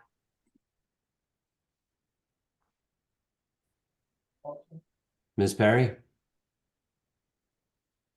Thank you very much. I'll try to take this comment with a deep breath. I did have a question regarding the sand pit that was discussed earlier. I'm wondering if somebody could please explain what this sand pit is. Is it a hole? Is it a pile of sand? If it's a sand pit as in a hole, what is going in the pit? Where is the current PFAS contaminated soil going? Has this soil been tested? Something along those lines. And then another question that I had was, my understanding is this is phase 1 of however many phases. And I'm just trying to understand if we think this might not be the best scenario. I fully understand you put a lot of time and planning into this and spent a lot of money, but are we going to continue to throw good money after bad by not adapting to change and considering another location that's not in a residential area? The reason I'm asking this question is because I feel that there might be an option here to be fiscally responsible for the future and potentially save some money down the road by considering something else. I understand this is 20 years in the making. I'm sorry, 20 years ago, I was still at NES. I can't help that. I'm late to the party on this part, but at least I'm at the party asking the questions. So I would appreciate just understanding I'm not old enough to have been here 20 years ago. My bad. I appreciate any answers you could give me now. Thank you. Mr. Carberg. I think the PFAS question will be a good one to defer to Jim's presentation. He is the expert. He can talk specifically about the soils and their PFAS concentration levels. For the other question, mention of phases, there are no phases to this ramp project. Several years ago in an iteration of our CIP, we went through a process and we reviewed a 10-acre ramp to be reviewed in 5 phases. And then we discontinued that in favor of the smallest footprint for a ramp that we can manage, which is what is being built now. So I don't think that's really accurate. There are no future phases anticipated related to the south ramp or south ramp expansion. Thank you. May I just follow up?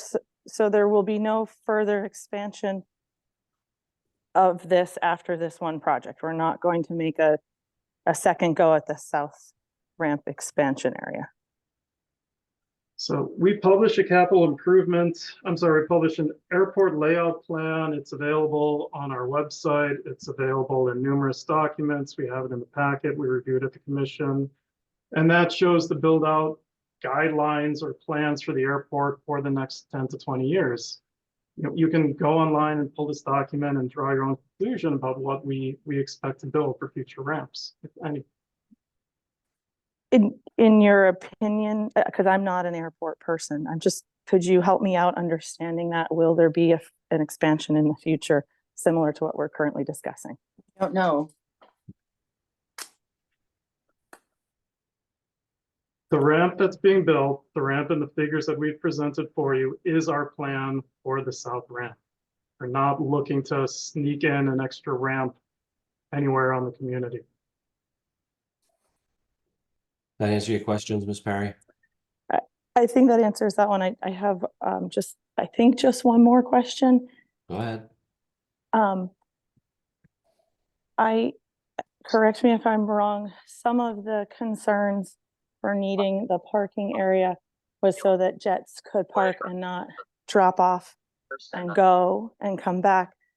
Do you guys have any data on how many jets are strictly just drop off and go, as in say net jets or plane sense, wheels up, etc.? That's a fractional ownership plane that literally comes, drops off the client and leaves again, versus somebody who leaves their plane on Nantucket for an extended amount of time and wants to, I don't know, drive by the airport and look at seeing it there. The reason for my asking is I do have a number of clients who are people who are fractional ownership people, and they don't care where the plane goes after they get off of it. And sometimes they actually try to get a hot flight back out. So that plane's taking off anyway. And I'm curious if we're building, I think it's $34 million for a parking lot for 10 jets roughly. That's $3.4 million for a jet to park here. I'm just curious if that's fiscally responsible to do compared to maybe another option that maybe was discussed 20 years ago, but maybe we could also discuss something else now before moving forward. I don't know if that question makes sense to anybody, but I'd appreciate any kind of answer you could give. Well, I disagree with the basis. The basis of this project is safety related. We're parking 10 to 15 aircraft on the crosswind runway, and that affects everyone. My friends and family fly in on Cape Air and JetBlue, and that's a safety issue for everyone. The crowded ramp, that's a safety issue for Boston Medflight, trying to get people in and out of here. I don't know about you, but I've had good friends light flighted. I've had employees light flighted up to Boston on Boston Medflight, and when the ramp's crowded to the point where it affects their ability to operate, I don't really care about the dollars and cents, and I'm really grateful to the FAA and the $34 million that they're providing so we can have this for our community. Mr. Walsh? Yeah, I'm looking in, you're talking about the airport master plan, I believe. and you're saying that the airport master plan was cast in stone 20 years ago. And the people and the neighbors would kind of agree with that because you haven't taken any input from them for 20 years until that last meeting with the selectmen. Now you're taking it, and now what you have done is you've gotten rid of this berm, this so-called berm, and you're talking about, you had a straw horse there. We're going to build a noise wall and whatnot. Yeah, well, that's fine. That was all well and good, but the master plan is a flawed document right now. A flawed document. Mr. Carberg says that this car ramp is the last of this phase. There's no phase 2, 3, 4. There is, he's planned on, is that going to be a grass tie down area down there?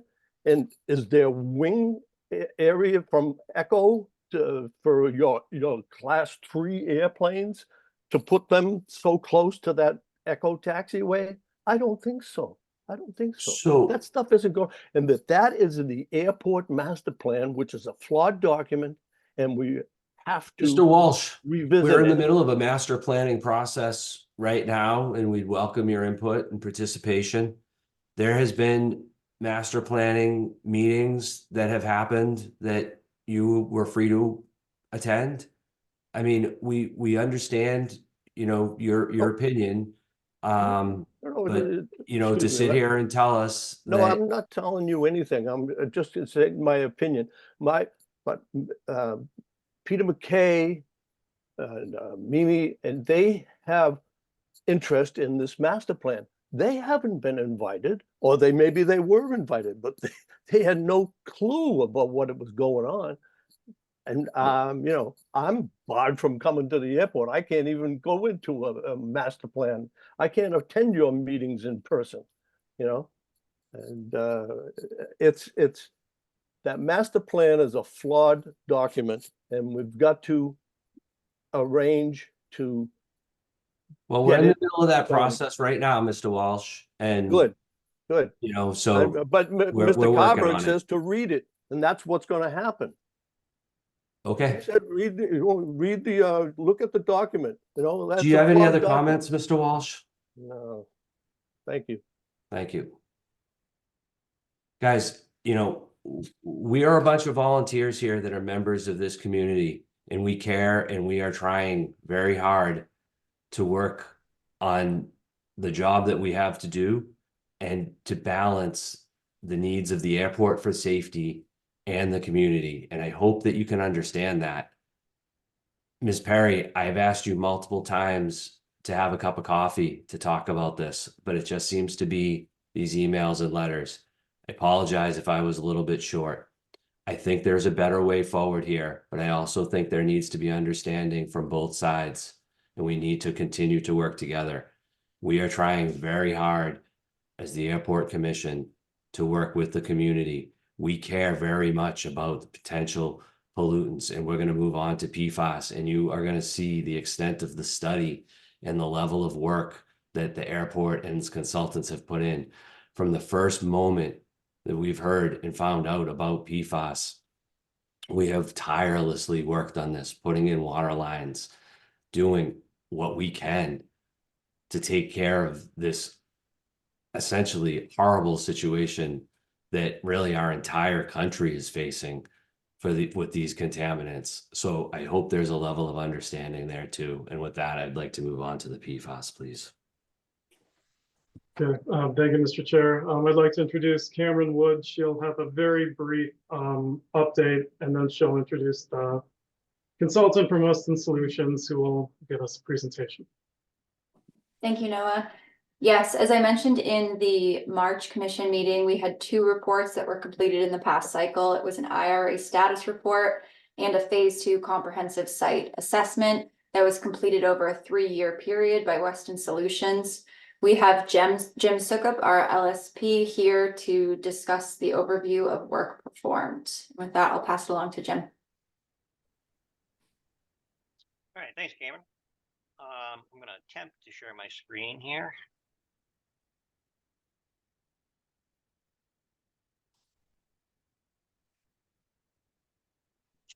All right, did that work?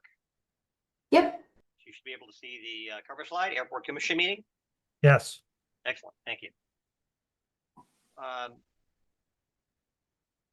All right, this is kind of the overview of the information I'm going to be providing or presenting in the next few minutes. I'm going to give a overview of the private well sampling that's been ongoing. As Cameron mentioned, we had 2 documents that were submitted in this reporting period, the IRA status report. Speak into your microphone. I'm sorry. Oh, thank you. Thank you. Whoever said that. This should help. So this is an overview of the presentation that I'm going to provide. This will be a brief overview of the ongoing well sampling that's been performed. And as Cameron mentioned, we had 2 documents that were submitted during this reporting period, an IRA status report. I'll give just a brief summary of that because that information is also included in the phase 2 comprehensive site assessment, which was the other report that we submitted during this reporting period. And I'm going to be spending a fair amount of time going through that and providing an overview of the soil and groundwater sampling that the airport conducted as part of that phase 2 investigation. And really the culmination of that phase 2 is the phase 2 documents the conditions that are at the site, the hydrogeology of the site, the soil and groundwater contamination levels that we found. And then it rolls all of that into a risk characterization. So it characterizes the risk associated with the soil and the groundwater in the framework of the MCP, or the Massachusetts Contingency Plan, which is the environmental regulations promulgated by Mass DEP that govern hazardous waste sites in the Commonwealth. And then lastly, I'll touch on the phase 3, which is the next step in the environmental process with regard to PFAS, and that's where we look at remedial alternatives that we will use to address the risk that was identified. So let's dive in. Private well sampling program. To date, we've collected nearly 700 samples from residential wells, both to the south and west of the airport. Our sampling focuses on MVR, Macadam Valley Road. We've currently got 5 properties that are included in the sampling program down there. There are 22 homes along that road in total. 17 of those have been connected to the water line, so we don't require any additional monitoring there. We sample on a quarterly basis, but because those homes are winterized, we sample in May and August of each year. On the west side and the Nobodere Way area, we have no further sampling that are currently planned for that area. The homes in that area have been sampled, and the homes that exceeded, there were 11 of those that exceeded the Mass DEP standard of 20 ppt have been connected to municipal water. So there's no further sampling currently planned for that area.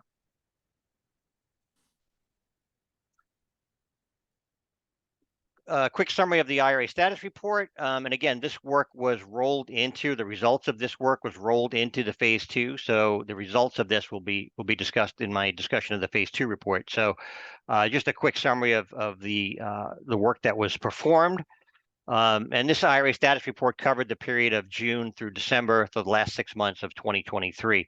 That report was submitted on February 23rd to Mass DEP. It included 1 round of residential sampling on MVR. Again, total of 5 homes.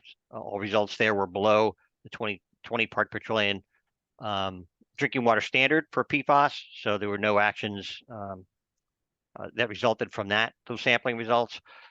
We performed a fuel farm investigation. There was a small diesel fuel spill, about 4 gallons, that was released during transfer of fuel at the fuel farm area, and it occurred inside secondary containment. So there was no release of fuel to the environment. And we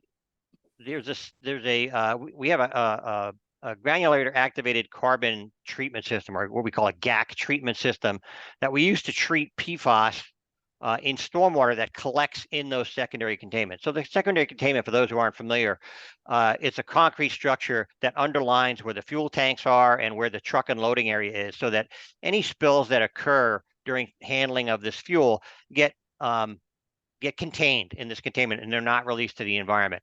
And because it's contained, it fills up with rainwater. When it rains, you get water that builds up in there. So what we do is we pump that water out when it starts to fill up, and we treat it before we discharge it to the ground surface and re-inject it into the groundwater. And what happened was when there was the fuel spill, some of that diesel fuel got in and it fouled the carbon in the treatment system. So we were unable to use it. And there was no release to the system. We realized that the spill had occurred. We did some testing and realized that the carbon was not operating properly. So we took the system offline. We upgraded the system. We installed an organoclay pre-treatment vessel for future spills. So if there are future releases of fuels, those will be filtered out, and they won't foul the carbon again. We replaced the GAC, the granular activated carbon, in the system and returned it to service. And we collected samples post replacement of the GAC and confirmed that the system was operating as designed and was treating to non-detect levels of PFAS. But I just want to stress that during that process, there was no release of PFAS or fuel to the environment. Everything was contained within the secondary containment, so it was doing its job. We conducted soil sampling in 3 areas: the runway 15 approach area, the Monahans Road area, and Sun Island Road area, the northern end of the airport, in order to define the extent of soil impacts in those areas. We collected 70 samples from 23 locations. Groundwater sampling, we conducted groundwater sampling at runway 15 approach again, in the Stroney lot and the Sun Island Road area, to complete the horizontal delineation of the plumes. And as I said, the results of all of that was rolled into the phase 2. So let's talk about the phase 2. So the phase 2 is the environmental investigation of PFAS at the airport. And it basically, you have to define the source, nature, and extent of the contamination. That's the intent of the phase 2, is to figure out where the contamination is, what the levels are, how did it get there, and develop what we call a site conceptual model for PFAS at the airport. That work was completed over a 3-year period. And during that process, we worked in very close coordination with Mass DEP. PFAS are what we call an emerging contaminant, right? They're fairly new. The science is new. The science is changing every day. We learn more and more about the toxic effects of PFAS, about the fate and transport, how it moves through the environment. We're learning more every day. So we're in close coordination with Mass DEP to make sure that we're applying the latest science that they have, and that the work that we're doing, the samples that we're collecting, the conclusions that we're reaching, are acceptable to Mass DEP. We're not working in a vacuum here. And to date, we've collected over 1,600 samples of various media, groundwater, surface water, and groundwater, surface water, and soil, and tested for PFAS. As part of that process, we've identified sources of where the PFAS came from as part of our conceptual model development. And that was basically, there were 3 sources that we've identified. One is and the predominant one is the testing of the AFFF foam, right? It's required by the FAA.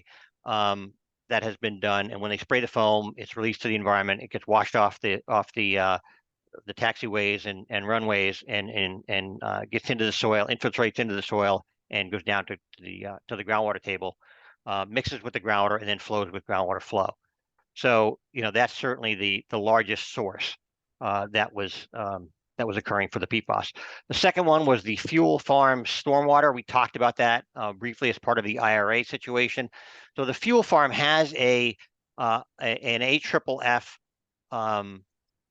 fire suppression system built into it, and every so often that fire suppression system has to be tested. So when they do that, they release some foam. And that foam stays in the secondary containment, so it doesn't get released to the environment like the AFFF did when they tested on the runway. That does get released into the environment. This stays within the concrete basin. But what happened is over years it absorbed into the concrete basin itself. So when, as I said, when stormwater and rainwater falls and accumulates into that concrete basin, it then leaches out of the concrete into that stormwater. And historically, before we knew anything about PFAS, no one knew, that water, what they would do is they would pump that stormwater out when it started to fill up, and they would pump it into a dry well where it infiltrated into the soil and went down to the groundwater. Now, of course, we realize that there's PFAS in that water. So as I said, we designed and installed and constructed and installed that treatment system. So now that water is treated. That stormwater that still accumulates, still has to be pumped out, but we treat it to non-detect before we discharge it. And then lastly, the south ramp surface. So the south ramp was historically used for AFFF testing. Some of that has soaked into the asphalt associated with that, and the runoff from that did contain concentrations of PFAS. And so managing that, where that runoff was going, that runoff for a time was running off the south ramp and onto Monahans Road, and was pooling in the area of gate 30B. So we identified that area. And so these three sources of PFAS release, like I said, were identified as part of the phase 2 and have all been mitigated. AFFF is no longer used in testing. They've got a cart now, which meets the FAA testing requirements, but doesn't result in any release of AFFF to the environment. So check that off. We've talked extensively about the fuel farm and the system now that treats that water. That's no longer being released to the environment, and the runoff from the south ramp has been controlled and redirected and is no longer going off-site. It's contained on the airport. So as a result, there's no ongoing releases of PFAS to the environment. We've stopped that. But we still have to deal with the PFAS that was released to the environment over the years.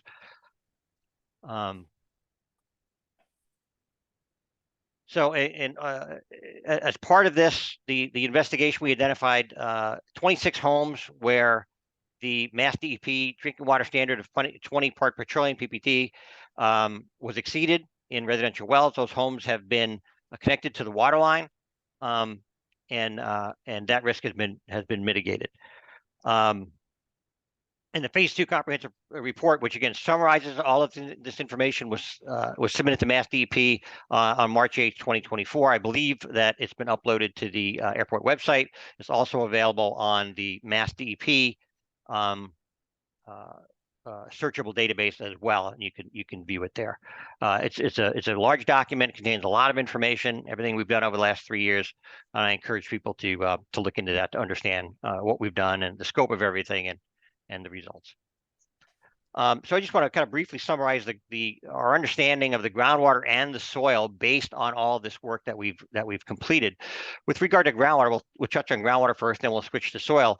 For groundwater, we've installed a total of 22 monitoring wells at the site, including 4 deep wells. Based on collecting water level and groundwater level information from those wells, we've plotted that, and over several different time periods, we've developed an understanding of the groundwater flow patterns across the site, and the groundwater flow patterns are very well understood. And generally, and I'll show you a map, but generally, flow is from north to south across the airport. There are some subtleties to that we'll talk about in a minute. Groundwater seepage velocity, we measured that, and that has been estimated at about 700 feet per year. This is very high. Not surprising. We all know that, as somebody mentioned earlier, Nantucket is a big beach sand, right? A big sand bank, and that's really what it is. So you've got a very sandy sand and gravel soil. It's very permeable. Groundwater moves very fast through that system. So 700 feet per year, that's about 2 feet per day. What we found is that in monitoring the water levels over time is that water levels fluctuate about 1 to 2 feet over the course of a year. It's, as you'd expect, it's highest in the spring when you get a lot of rainfall. It's lowest in the fall after a dry summer in general. And we know that all groundwater from the airport eventually discharges to the Atlantic Ocean.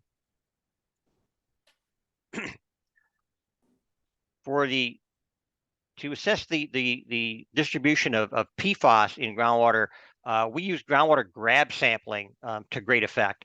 So instead of just putting in monitoring wells, which are expensive and they're time consuming to install, what we found was more effective was to do groundwater grab sampling. So we would push down essentially a pipe down to the water table, let the water seep into the pipe, bail some out so we get a fresh sample, and then collect that sample for submittal to the laboratory to be analyzed for PFAS. We found it to be very cost effective. It allowed us to collect basically over 220 groundwater samples from 220 different areas. So we've got a very robust set of data to define where PFAS is and isn't across the airport. And using that methodology, and in addition, again, we have 22 monitoring wells that we installed as well to act as permanent points. And we'll talk about this later, but we will be installing more monitoring wells that will act as long-term monitoring locations for monitoring those plumes, going forward. But for the purposes of defining the plumes and getting a high density of data across the airport, the groundwater grab sampling methodology was highly effective. So as a result of that, we've been able to define the horizontal extent of the plumes. One thing that we did identify, and we identified this fairly late, is that there's an impact from some geothermal wells. I'll talk about this a little bit more when we show when we go to the maps. So I'll come back to that. But the airport has this geothermal system that they use for heating and cooling the terminal. And what that system consists of is several pumping wells. So they pump the groundwater from the pumping wells. They run it into the building. It goes through a heat exchanger where they extract either heat or cooling depending on the season, and then they re-inject that water.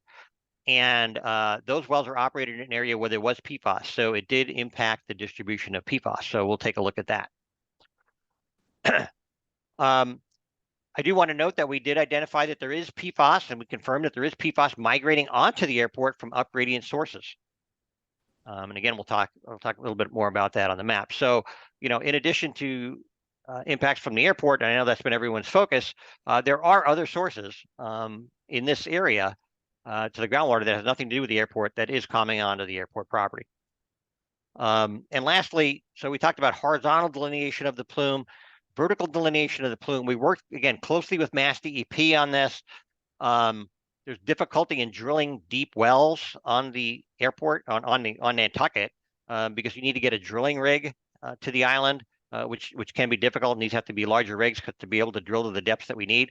So we worked with Mass DEP, and they agreed that we didn't need to define the vertical extent of the plume, so we didn't have to find the bottom of the plume, if you will, because the understanding is that all groundwater on Nantucket discharges to the ocean. So we know where that groundwater, the deep groundwater, is going. It's kind of a different story when you're working on the mainland. When you're working on the mainland, deep groundwater can come up in other areas. So you may have it may come up a long ways away from your site that you're working on and impact other receptors. But with the airport and the being close to the ocean, we know where horizontal groundwater flow is. So the deeper groundwater will also discharge to the ocean, and we know where the receptors are there. So again, in consultation with Mass DEP, it was agreed that it wasn't necessary to define the vertical extent of the contamination. So this is the groundwater contour map that we developed, again, based on that network of 22 monitoring wells that we've got across the airport. This has been fairly consistent from our initial conceptual model, our initial understanding of groundwater flow, which we thought was from north to south, discharging to the Atlantic Ocean. As we've installed more and more wells to get a better understanding and better define this map, our understanding has been consistent. So you've got groundwater flow moving across the airport, flowing under MVR, and discharging to the Atlantic Ocean. I did mention that I was going to talk to you. Well, I'll do it on the next slide. So this slide shows the extent of the groundwater contamination from PFAS that we've identified, that we've mapped out, again, with those 22 monitoring wells and those 220 groundwater grab samples that we've collected over the last 3 years. A lot of effort went into this, and we've identified basically what we're looking at is three. We're breaking it up into kind of three plumes. So we've got what we call the eastern plume, which starts up in the vicinity of the Stroney lot, and moves again in parallel to groundwater flow under MVR and discharges to the Atlantic Ocean. We've got a small plume up in this area, which we call the northern plume. This is associated with the Sun Island Road, end of Sun Island Road area. There's a small building that's up in this area that's used to house seasonal equipment. So in the wintertime, they store the grass mowing equipment up in this area. In that building. In the wintertime, in the summertime, they store the snow removal equipment up in this area. And we believe that that equipment in working down in these areas may have picked up some PFAS, and that's why it's getting transported in this area. We don't have any knowledge of AFFF being used or stored in this area. So it doesn't appear to be associated directly with the application of AFFF. I should mention the eastern plume that we have here. There's several sources we've identified with that. One is the Stroney lot, where AFFF was historically deployed there as part of training in combination with the airport fire team and also the town of Nantucket Fire Department did training in this area. Also, the midpoint of this runway was used as well for FAA mandated AFFF testing. So we've got a source here, and then lastly, we've got another application down here. We believe associated with the runway run-up area.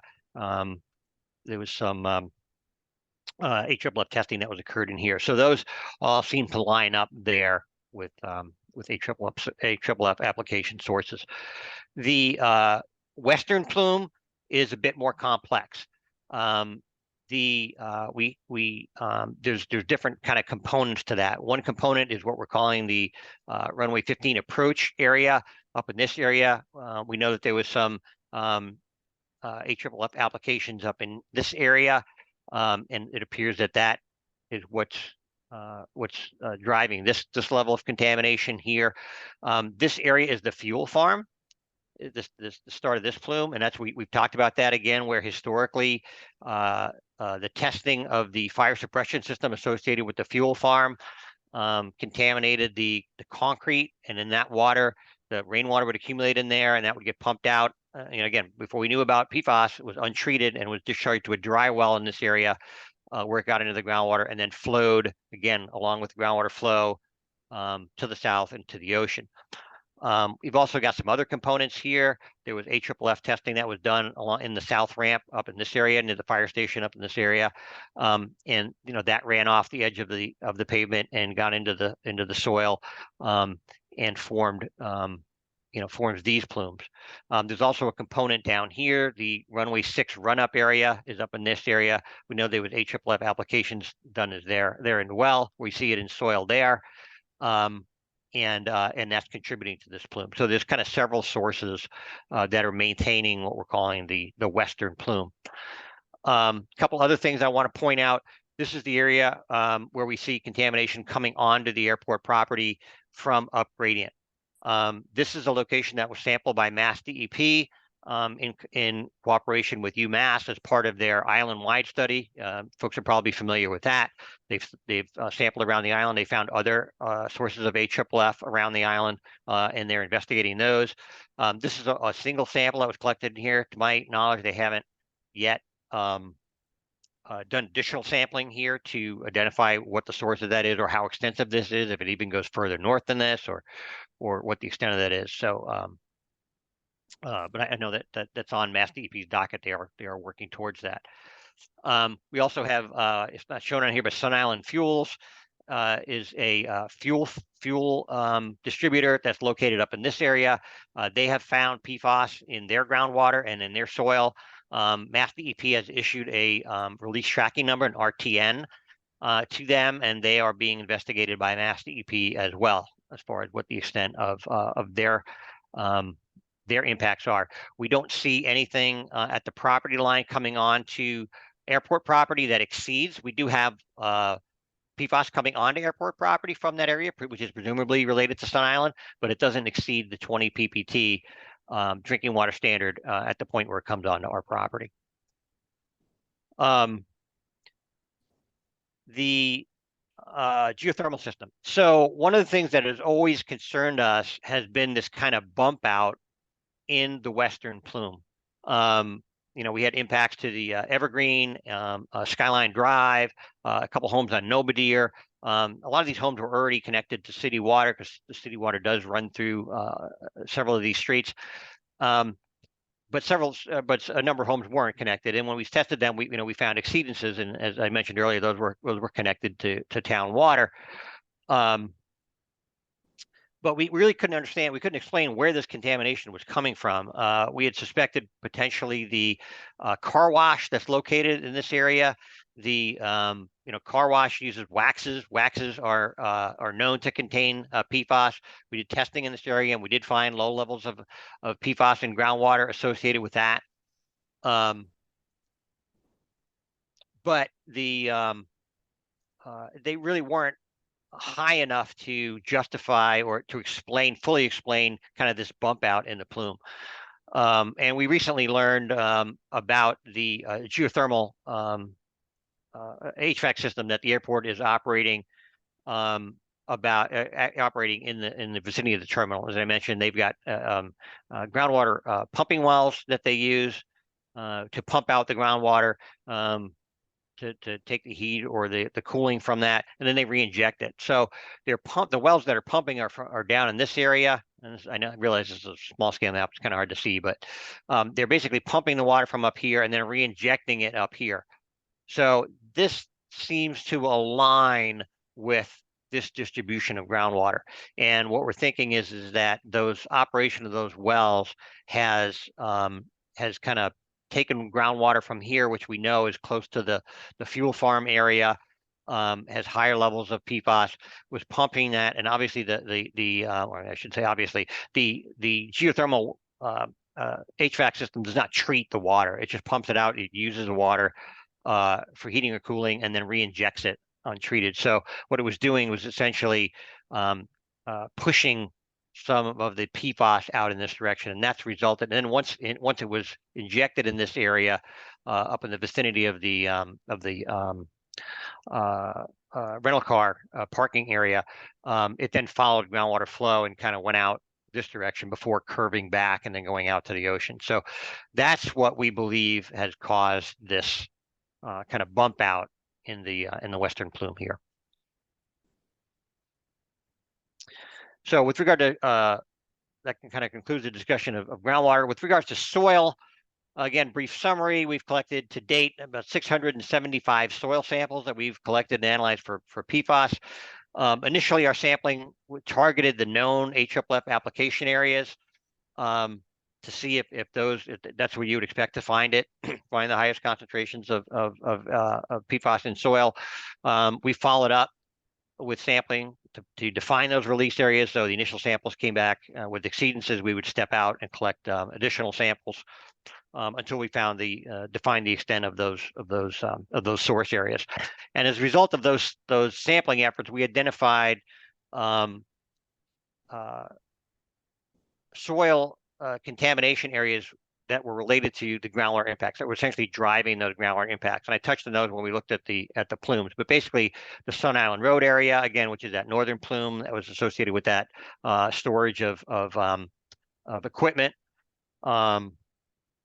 We've got the runway 15 approach, the south ramp at B, the runway 15 run-up area, Stroney lot, and the runway 6 run-up. Those are all areas that were associated with AFFF applications, and those were verified with the soil sampling. So again, we kind of connected the dots there. But one of the key findings that we have is that there's really low concentrations of PFAS are found widespread across the airport in the top 0 to 4 feet. And really, it's really mostly the top 2 feet. And that's kind of our big takeaway is that over most of the airport, we find impacts to soil. And that's as a result of a lot of different things. It's certainly the application of AFFF. You know, it's a foam. It's blown in the air. It's windy. That can get spread around, and you kind of end up with this haze of low concentrations in the shallow soils. But those are not leaching the groundwater. Those are in the top. You know, again, mostly the top 2 feet. Some places down as deep as 4 feet, and they're low concentrations. So those are not driving the groundwater contamination. What's driving the groundwater contamination, like as I mentioned earlier, is these areas where the AFFF was applied directly and then washed off the airport. The other thing that's contributing to these low concentrations of PFAS is it's just everywhere in our environment. You know, we can't get away from this stuff. It's been documented to be in rainwater. The rainwater that falls on the island contains PFAS. And so you're getting accumulations of PFAS in the shallow soils just from atmospheric deposition, completely unrelated to the airport and unrelated to the AFFF application.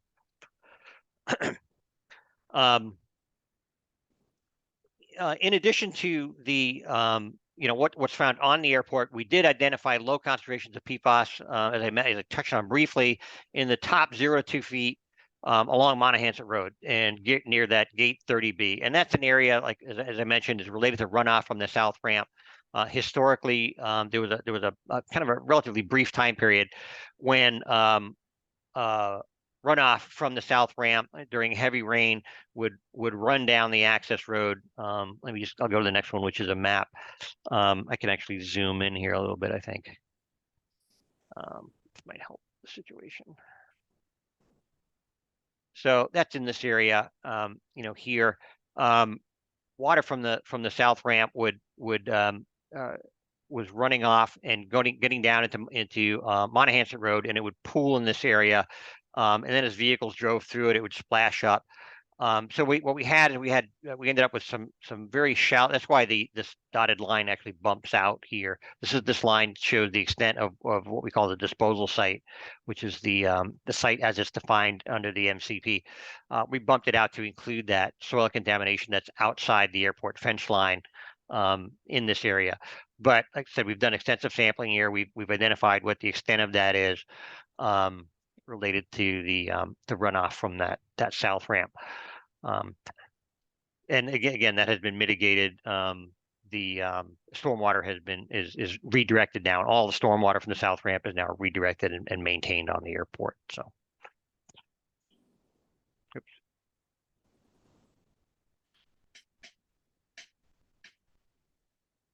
So, oops. So as I mentioned at the beginning, the phase 2, there's 2 parts of it. One is understanding the site, collecting the data, getting the conceptual model, understanding where the contamination is, where it came from, how it got there, how it moved through the environment, where it went, what receptors are impacted. The next part of it is risk characterization. So this is where we identify what the risks are from the contamination, and that sets the stage for the next part of the MCP process, which is the phase 3, which is what do we do about it. So the risk characterization, and again, this is all detailed in the phase 2 report. I encourage people to take a deep dive into it. The risk characterization was performed in accordance with the MCP, specifically this section of the MCP, and related guidance that's published by Mass DEP. The MCP allows for different methods to be used. There's different methods. You could use method 1 or method 2 or method 3 risk characterization to assess your risk. We use a combination. We use method 1 for groundwater, and we use method 3 for soil. What method 1 is a direct comparison to published standards. So Mass DEP has standards. and they're very conservative standards. They're based on very conservative assumptions. You can use them at any site, which is why they're based on conservative assumptions, because they don't know if your site has sensitive receptors that are very close by or is more remote. So it assumes the most conservative assumptions for risk. And based on those conservative assumptions, they publish values. And you for method one, you just compare your values, what you're finding, your data, you compare to those values, and either you exceed and you have risk, or you don't exceed and you don't have risk. And there are different standards for different scenarios. So the GW1 standard is applied in areas where groundwater is used for drinking water. The GW3 standards are applied in areas where drinking water, where the groundwater is not used for drinking water. So we have both conditions at the airport. GW, for completeness, GW3 is for volatilization in indoor air. So that's for compounds that are volatile. So for example, like gasoline, things like that, chlorinated solvents, TCE, PC, you may have heard of those compounds. Those are volatile compounds, and those can migrate to indoor air through your basement. And there are a whole set of standards that deal with that. We don't have that situation. And in fact, there are no GW2 standards published for PFAS compounds because PFAS compounds are not volatile.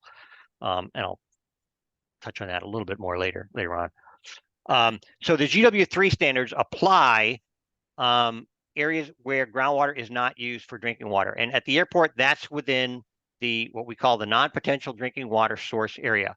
This is an area that's mandated by Mass DEP that includes essentially within the fence line of the airport. And this is an area where they recognize that groundwater is not used for drinking water because of the land use in that area. There's actually another non-potential drinking water source area on Nantucket, and it's downtown. The downtown area is within a non-potential drinking water source area, and that's because, again, of the land use of that area, where you've got high density industrial, commercial activities, gas stations, et cetera.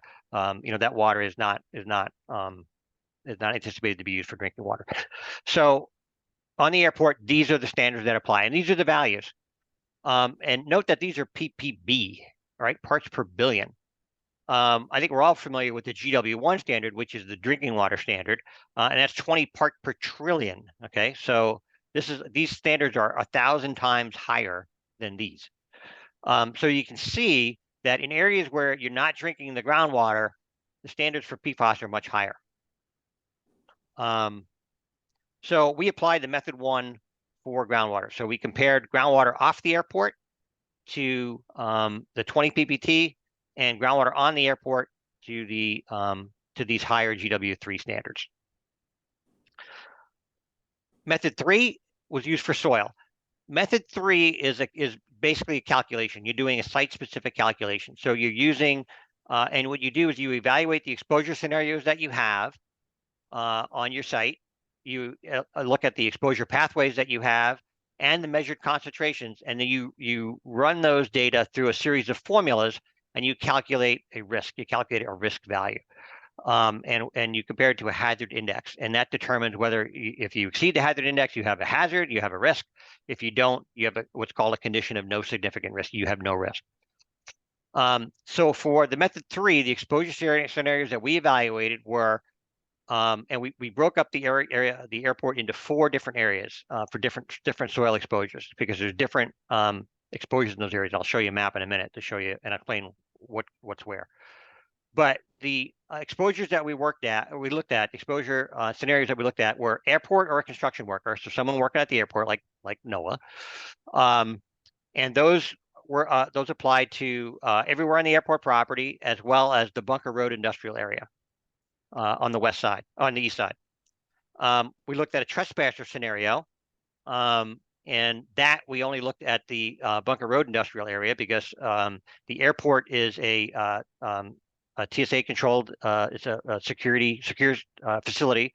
So the likelihood of a trespasser is extremely low and problematic if that's occurring.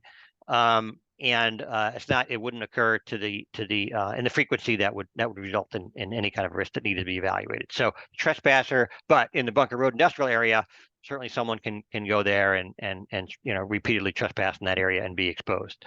And then lastly, a child. We looked at the child resident, and that is in areas off the airport property in residential areas, which for us is the Monahans Road area. So this map shows the different areas that the 4 different exposure areas that we evaluated. So area 1 is the airport proper, and again, that's just airport worker or a construction worker working on the airport. Area 2 is the Bunker Road area. In this area, we looked at again the construction worker or the current worker that would work there, as well as the trespasser. Area 3 is this area over here, and this is I didn't explain this earlier, but the yellow cross-hatched area is the zone 2 for the Wannacomet wells, water supply wells that supply the island with drinking water. And what the zone 2 is the area of the aquifer that contributes water or can contribute water to the supply wells under an extreme drought condition. And it's basically under a condition of no recharge for 180 days. So if you didn't get rain, there's no rain for 6 months, 0 rain for 6 months, and the wells are pumping at their maximum capacity. So it's an extreme drought situation. And under those situations, groundwater from this area could be drawn into those wells. And obviously we're right on the edge of the zone 2. So this area would only be, groundwater from this area would only be drawn into the Wannacomet wells under that extreme end of the drought, that type of a drought condition. Is extremely conservative estimate. But for the area 3, we considered it is all on airport property. So we considered for dermal contact the airport worker and construction worker, but we also considered leaching to groundwater because again, this water could potentially be used for groundwater impacts, for groundwater via the zone 2. And area 4 is the area where we looked at residential impacts for children and also the groundwater impacts as well, because this area is off the airport property. So everywhere off the airport property is potential drinking water. So that was looked at there. So findings. Groundwater within the non-potential drinking water source area. So groundwater on the airport property that's outside of the zone 2 meets a condition of no significant risk under the MCP. That means groundwater that's on the airport was, and we use the method 1 here, so it was below the method 1 standards on the airport. So there was no risk for groundwater on the airport. Groundwater outside of the airport or outside of the non-potential drinking water source area. So that includes areas off of the airport, outside the airport fence, as well as that sliver of the zone 2 does not meet a condition of no significant risk. So there is risk there. However, there is no current risk because all current risks in those areas have been mitigated because the residents who were drinking the water that was contaminated have been connected to the water line. So there's no current risk there. It's a potential future risk. And then, as I said, we use the method 3 risk characterization for soil. And based on that risk characterization, soils in all 4 areas, so including the residential area in Monahans, as well as all areas of the airport, do not pose a risk to human health based on direct contact. So that means touching the soil, coming in contact with the soil is not a human health risk. And actually, if you look at the method 1 or the method 1 standards in the MCP for direct contact of soil, they're extremely high. and again, those are based on science. They're both based on the most available science, most current science that's available. Those values are high. So that's showing that the studies that are being done indicate that PFAS, just getting PFAS on your skin, is not really a concern. The concern is ingesting PFAS, right? Ingesting it through, in this case, what we're concerned about is ingesting it through groundwater, right? Through your well. So in those areas, we've got soils that are within the release areas that are in the Zone 2 area. So on the airport property, we did identify those as a potential, again, future risk to groundwater. And that future risk would be under those drought type conditions. So as part of the kind of the next phase of this, how assessing, what do we do next? How do we mitigate these ongoing risks? The risk the area that we're going to be focusing on is, groundwater within the Zone 2 area on the airport, and then in all areas off the airport. So this is just kind of an overview of the MCP process. This is where we are now. This is this is where we were. The phase 2 comprehensive site assessment, as we've just described. We went through. We did a method 1 or method 3 risk assessment. We completed this. That was report was due by March 3rd, 2024. This is where we are now. So the next step is that phase 3 remedial action plan, where we evaluate remedial alternatives. And we've got a year to get that done. That report is due to Mass DEP by next March. So this is what that report is going to focus on. Like I said, the phase 3 is required because we did identify areas where there were risks. There were risks that were identified, and its report is due, like I said, by March. The areas that we're going to be focusing on is, connection of residents with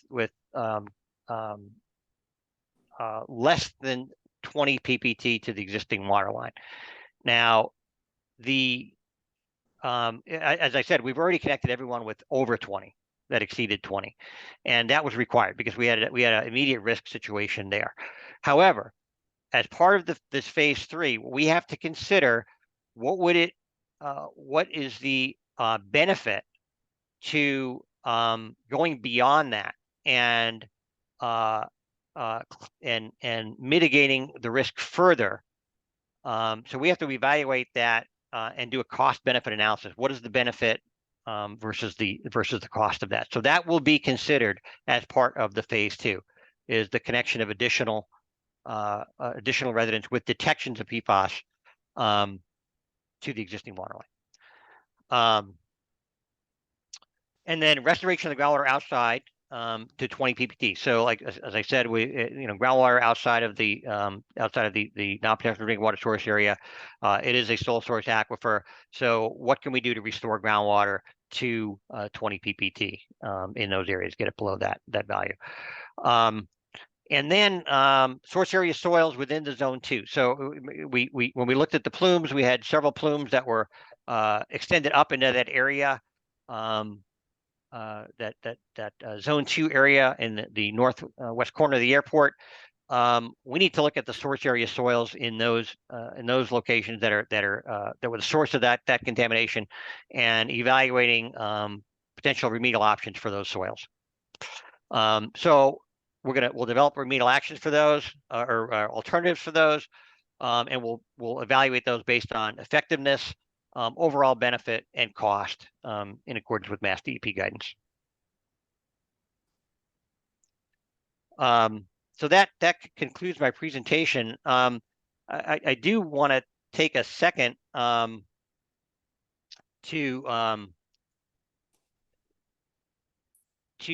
kind of address some issues that were brought up at the last meeting, the March 12th meeting, the joint public meeting with the town and the Board of Health. There were a couple of things that came up there that were kind of left outstanding, and I did want to circle back. One was volatilization of PFAS. We state in the phase 2 report that PFAS are not considered volatile compounds. And that means that a volatile compound is one that can evaporate and then move independently to the air, basically dissolve in the air and move in the atmosphere under normal temperature and pressure conditions. This statement was challenged by some scientists that were on the phone from the Boston area at the March 12th meeting. And I just want to clarify that there are thousands of PFAS compounds, okay? The exact number is not even known. No one's even quantified it, but it's estimated that there are over 3,000 different PFAS compounds. Some say there's 5,000. Some of those are short chain compounds, meaning the molecule is shorter. Some of those could be volatile based on their chemical structure. But those are only beginning to be investigated now, and science is just starting to look at those. And so of those 3,000 to 5,000 PFAS compounds that are out there, right now, we can only detect about 40. So the most up-to-date lab method that's just released by EPA a few months ago can only detect 40. And that's EPA method 1633, if people want to know. And of those 40, only 6 are regulated by Mass DEP. So that means they have standards that we can compare them to. And none of those 6 compounds are volatile. They're all longer chain compounds. And in fact, none of the 40 that we can evaluate are volatile. So yes, the scientist was correct in saying that yes, some PFAS compounds are volatile, but the fact is, the matter is, we can't measure any of those that are volatile.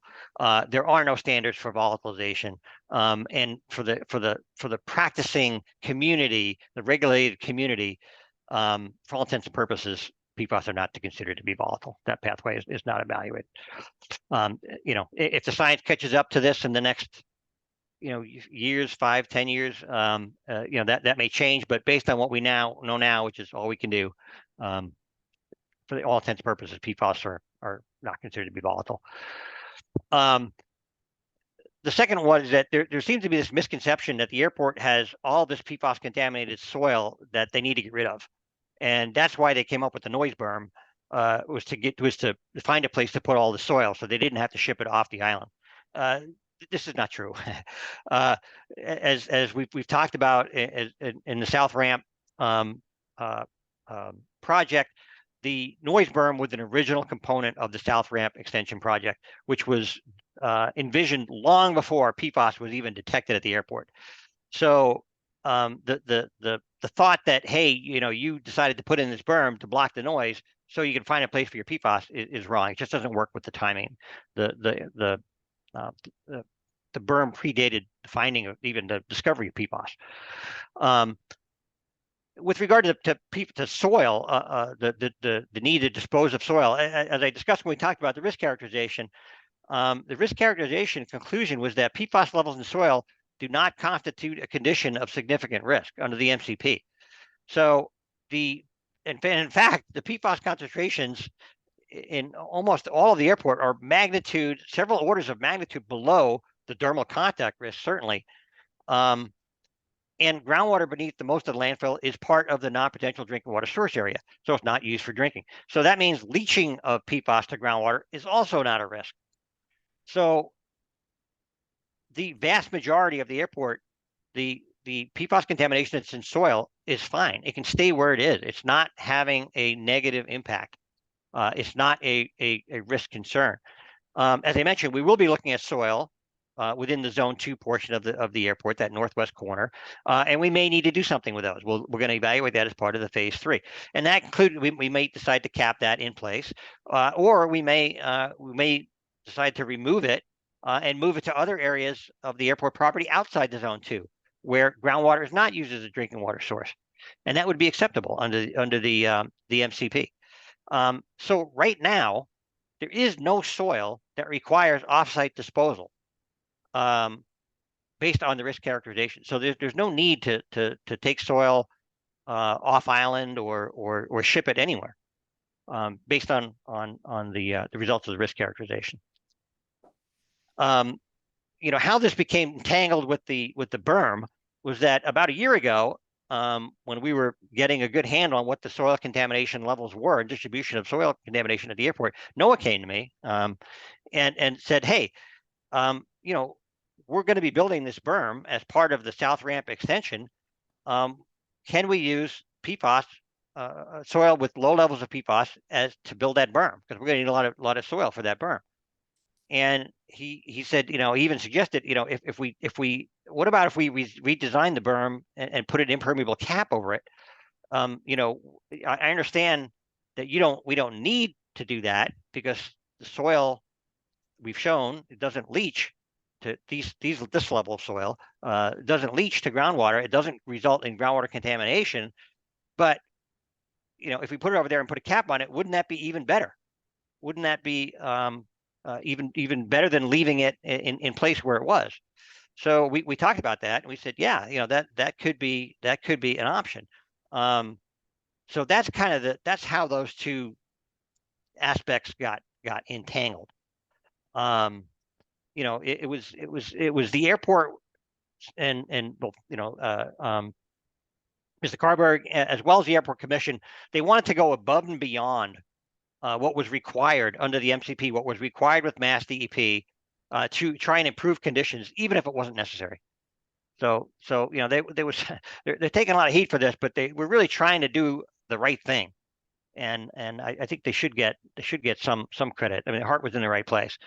And I got to say that, you know, the airport, and when I say that, I mean, you know, again, Mr. Carberg, you know, Cameron, the commissioners, they're committed to doing the right thing. And they've every time we've had a discussion about the PFAS at the airport and what we're going to do, they always wanted to go above and beyond what was just the minimum that was required. And he continually, Mr. Carberg especially, continually reminds me that Nantucket's a small island and they live there too. And they want to protect it. And let me tell you, I work with property owners all across the state and the Commonwealth of Massachusetts, and you don't run into this attitude very often at all. You know, most people want to do the minimum. They want to save costs. You know, that's not the case with the airport. So I really hope people see that. I just want to address those issues that are kind of lingering. So with that, I'll be happy to take any questions. Thank you, Mr. Sukop. Appreciate all of your efforts and the follow-up on that. Mr. Carberg, is there anything you'd like to add? Could we stop the screen share too, please? Absolutely. Mr. Chair, I would just like to thank Jim and turn it back over to you, presumably for commissioners' questions from the public. But I don't have any of my own. Commissioners, any questions? I have a comment. I thought it was a great presentation. So I've learned a lot more, and I hope the people that are watching or listening to us have found out that we are trying to do the best we can and are, I think, being successful in that. Thank you, Ms. Topham. Ms. Molden?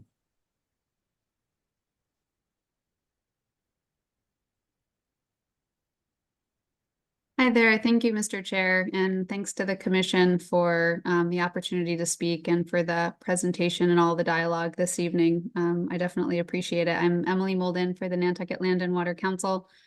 That was a lot of really good information to hear, and I appreciate that last presentation quite a bit. There's a lot to take in.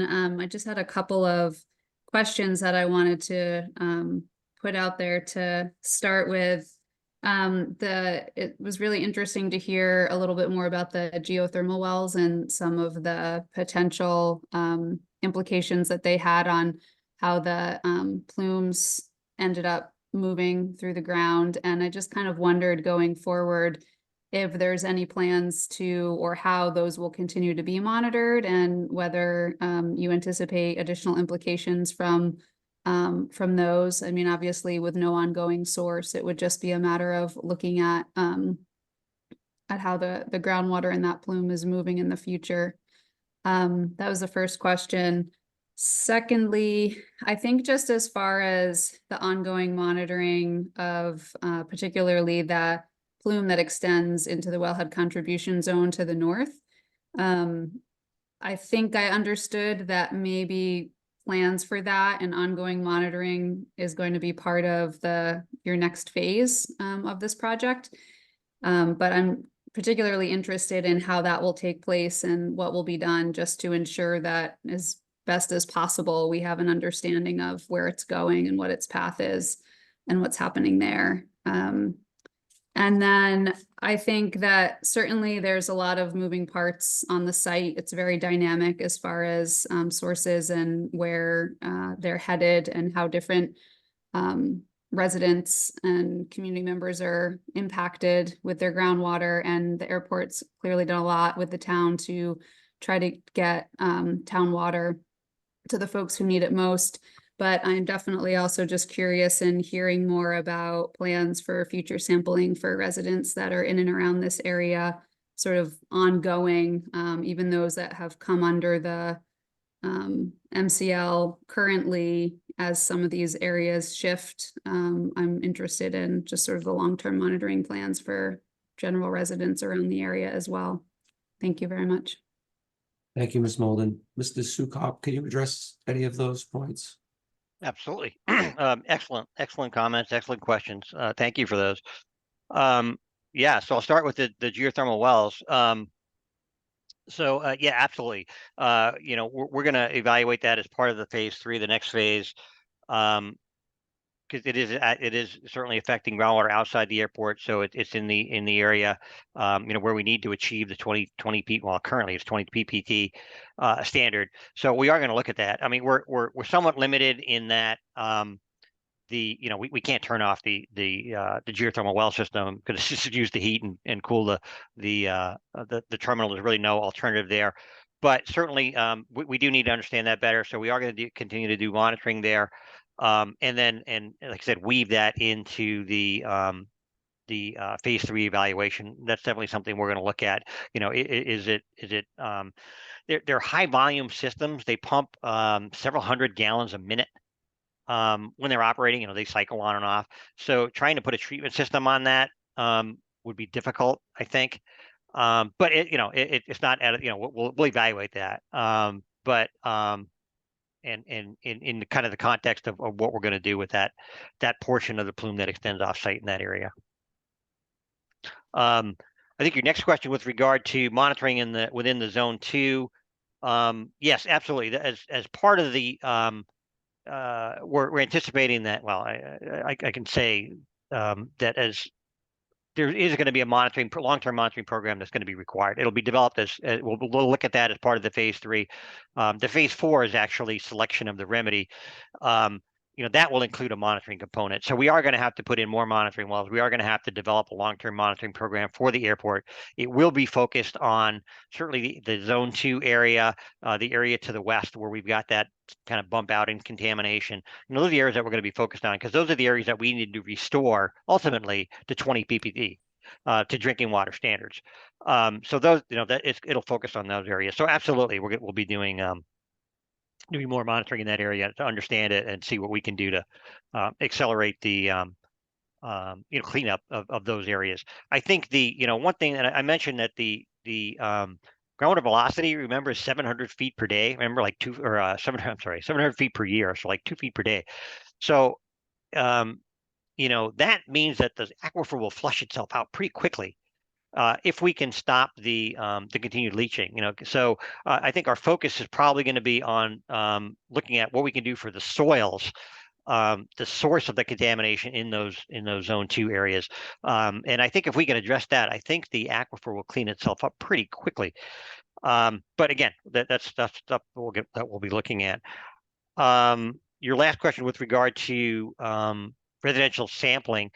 I do, and currently we're not required to do any additional sampling because we've identified the homes that exceed the current standard on the west side. So we don't have any additional sampling planned for the west side. I think I had that on one of my slides.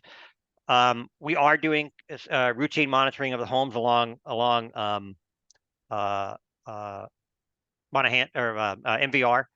because that's down gradient. You know, basically all of the contamination, all of the groundwater from the airport flows through that area beneath those homes before it discharges to the ocean. We've connected most of those homes up. I believe there are 5 homes that currently are still on wells down there. And our concern there is that because we turned off the other wells and those wells are still pumping, it could pull the plume in different ways. So we are that's why we're continuing to monitor those, because there's a high probability, or not a high, there's a reasonable probability that those plumes could shift around down there. And because those concentrations are so high down there, even a small shift in the plume could put somebody over the 20 ppt pretty quickly. So we've identified those homes as a high risk for that. So we're continuing to monitor those. You know, the west side's a different story. West side, the concentrations are much lower. The plumes are more stable based on our conceptual model, our understanding. So we don't feel, and most people over there already are connected to town water anyway. So the thinking is that it's not needed right now. Now, that said, there's, you know, the elephant in the room. We all know that EPA is looking to promulgate new PFAS standards, and those standards are going to be lower.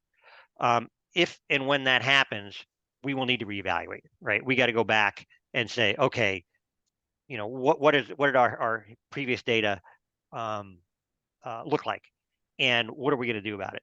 And so, you know, that will trigger additional sampling on the west side. So I think that addressed all your questions. Ms. Molden, back to you.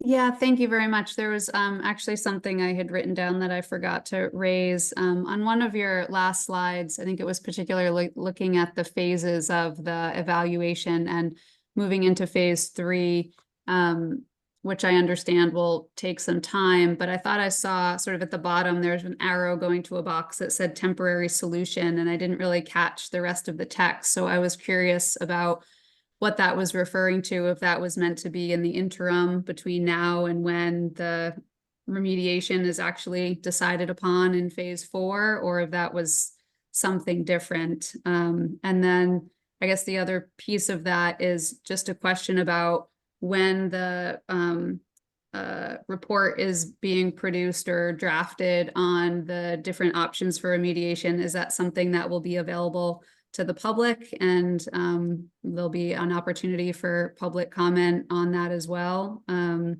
then the one final comment I would make, and then I'll stop taking up the floor, is I appreciate the comments and the response as far as the potential additional sampling for public residents, particularly as it relates to the new standards that we may be seeing. And I would just strongly encourage the airport to consider in their future planning, looking at additional sampling for even those residents on the western side whose levels may have initially in that first test been below the limit. I think that as you're evaluating what to continue to do for this situation going forward, that should definitely be a component. Thank you. Thank you, Ms. Molden. Ms. Khan? Yes, thank you for the questions. Thank you for the presentation. I think you guys had touched upon, my question was, as the standards get stricter and we're all expecting a national PFAS MCL coming up short, you know, we're all expecting one of those, how that would look. That was one of my questions. And then another thing, and this is basically my view of what I've been seeing happen, is with a lot of these contaminations, lead, PFAS, what is legal isn't always what is safe. A lot of times it takes a long time for regulations to catch up, and it takes decades, if anything, for them to catch up. So I would encourage, if with a lot of these things, and especially with this topic of lead, if we could possibly have maybe a plan to work towards using lead-free gas. I mean, I know that that's not required right now, but I know they're working towards it in 2030. I know that was a different topic, but I'm just saying the same way that PFAS, we're saying, well, we'll get to it when Mass DEP tells us to. Well, a lot of these chemicals are starting to become regulated, and they are all related chemicals. A lot of people are saying regulating them as a class, which is what a lot of us would like, but they are related. So they do have similar health effects. I did want to touch up on some things. As far as the PFAS, the number of PFAS, according to the EPA, there are about 14,000 PFAS. So there's a pretty high number. And when I believe in the presentation, they had said that they can only measure about 29 or 25. There's a Eurofins extended panel that can measure now 70 PFAS chemicals.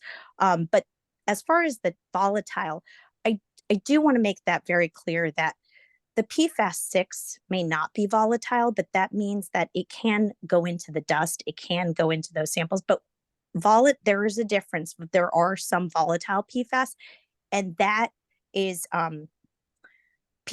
Those can be measured. Now, Dr. Chris Clark at University of Michigan, Ann Arbor is doing it. Yale is doing it. ATSDR, which is a division within CDC, they're doing it.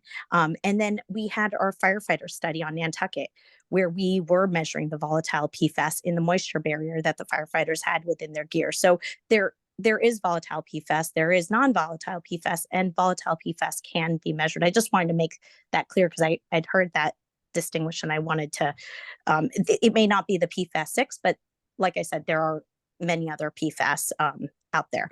And hopefully, I hope that we can reevaluate as the MCLs get stricter, looking towards the west and looking towards all of the homes that that is in the LSP. Thank you. Thank you, Ms. Cobb. And I do believe that that is our intent. And I think that to Mr.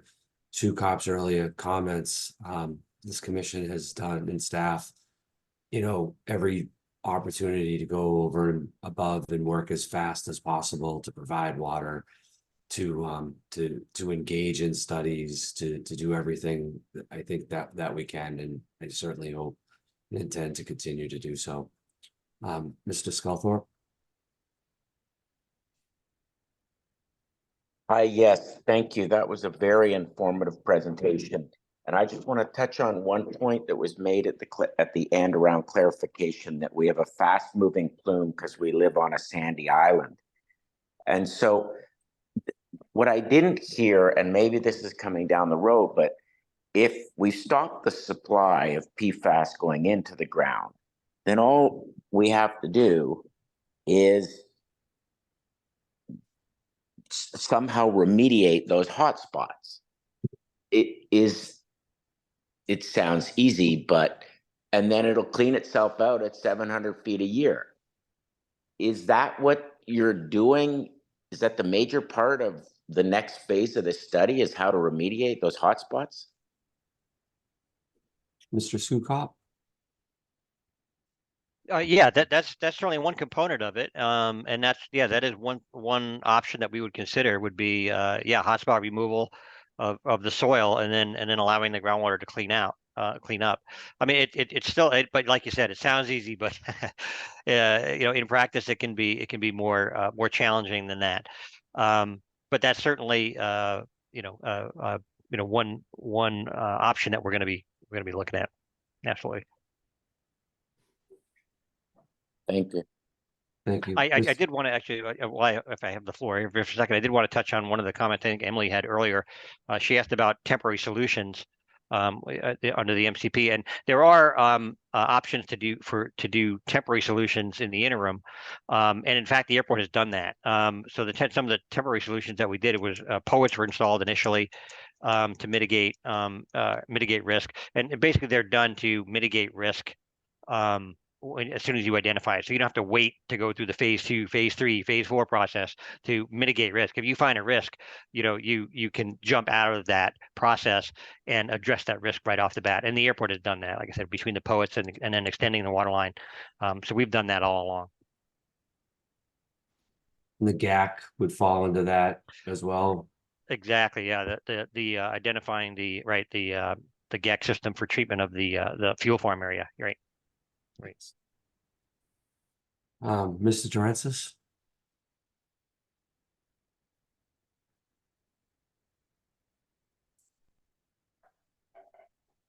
Mr. Durensis, you're muted.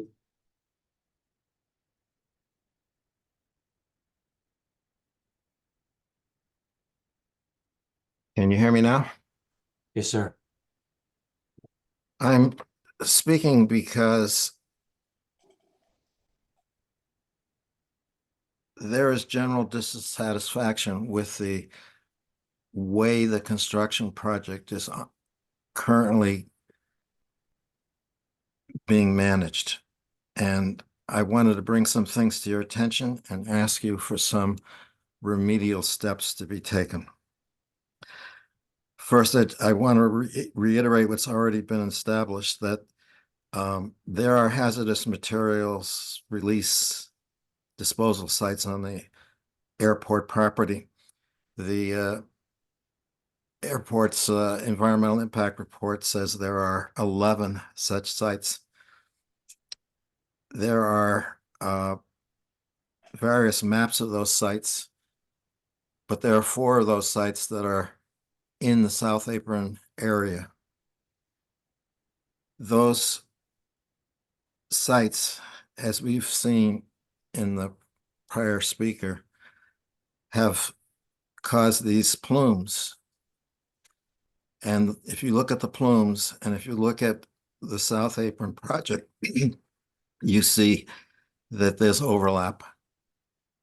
And so the airport has represented to DEP and to other state agencies that it's likely that you're going to be encountering PFAS concentrations and concentrations of other chemicals, because there are other hazardous materials at the site in addition to PFAS.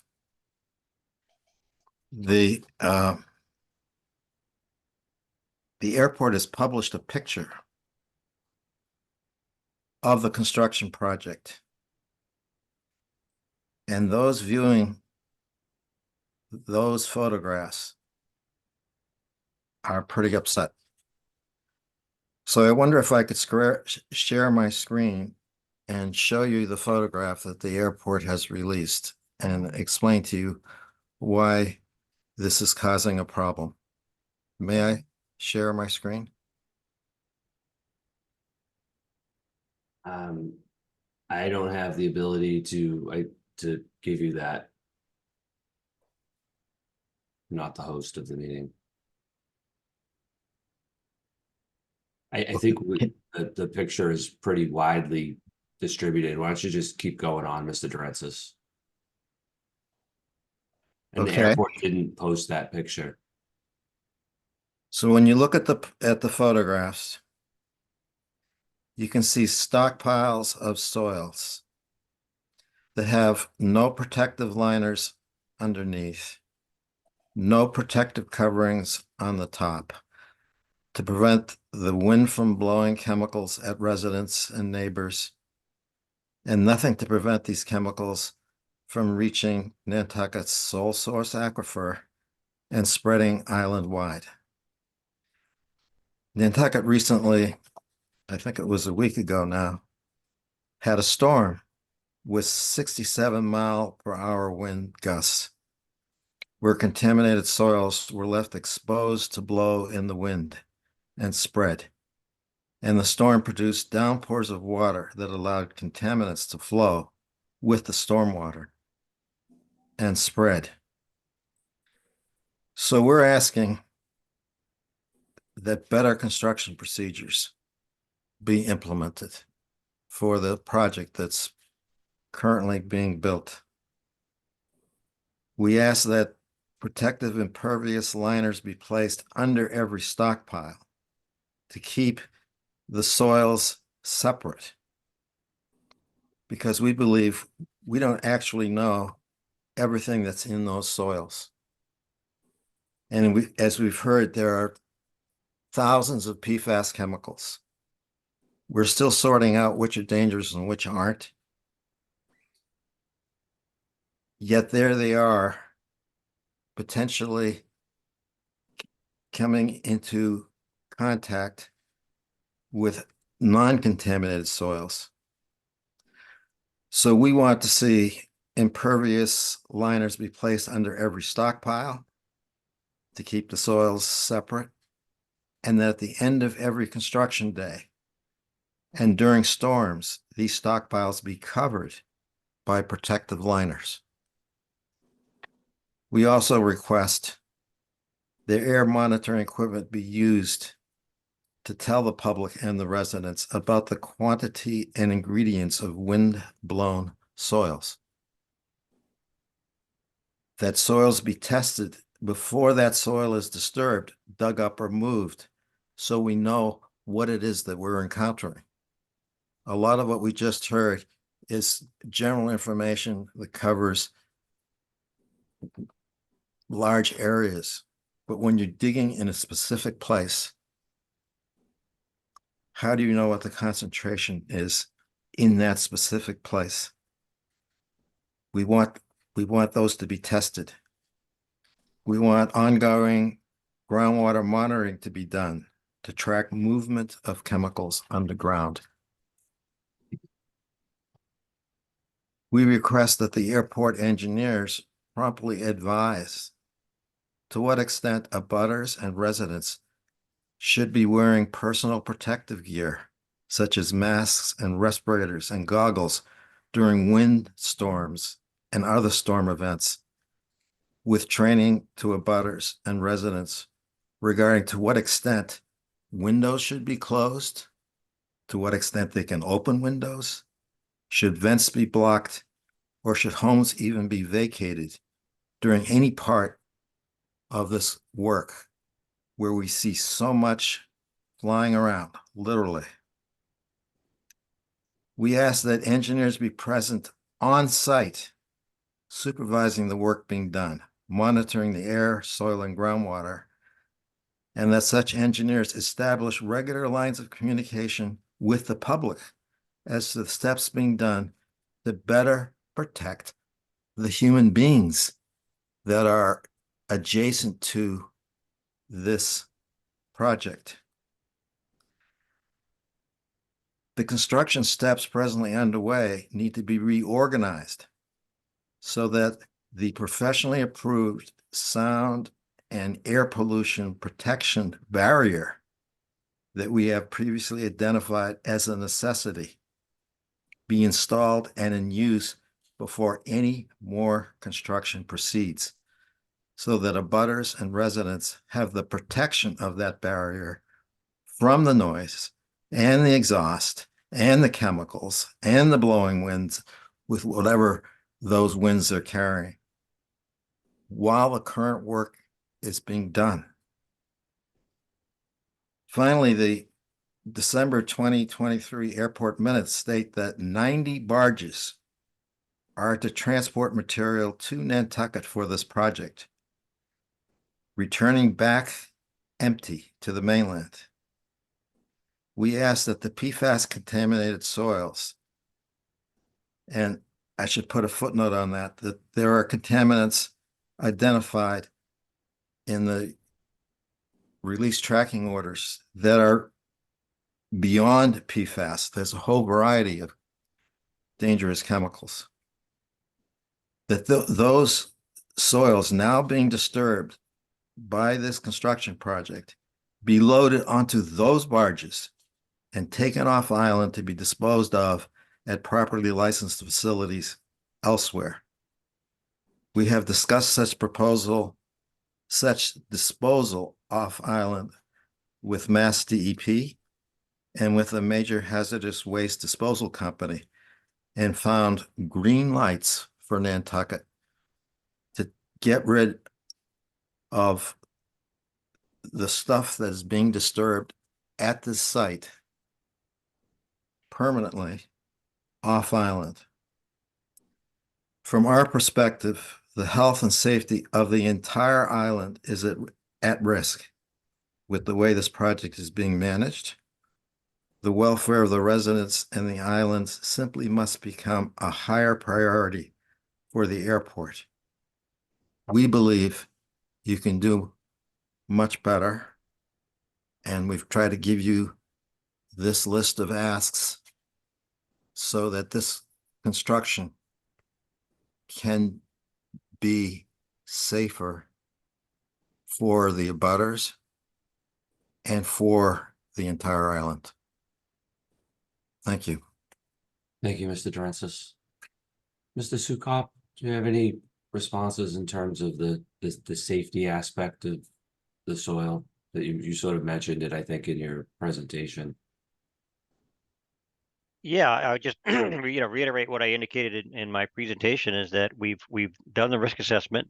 First of all, I will say that we do have soil samples from this. You're right. The presentation I gave was very general. We have limited time, but we have I believe 26 samples that were collected of soil within the area of the South Ramp expansion area. So we do know what the concentrations are of PFAS in that area. And in general, they're very low. In fact, they are an order of magnitude, more than an order of magnitude below the standards that apply to soils on the airport. So that, even though we evaluated that with a method 3 risk assessment where we did the calculations, if you were to run a method 1 risk assessment where you compare them to the very conservative published values that Mass DEP has, those soils do not exceed those values, do not exceed the method 1 standards. So those, based on, according to the regulations, those soils do not need to be covered. They do not need to be on poly, as long as they're kept on the airport. They are consistent with what we see in other areas of the airport. And in fact, the areas where those materials are being transported to and stored on the airport, we've looked at those areas and made sure that the PFAS levels in those areas were consistent with the soils that were being moved there. There's a part of the MCP statute is that there's a non-degradation clause that we call it, means that you can't make things worse. So that's one thing that we take very seriously. We always look at, if we're moving soil from point A to point B within the airport, are we complying with that non-degradation policy? And we're not making things worse. We're not spreading it from area of higher concentration to higher concentration to lower concentration.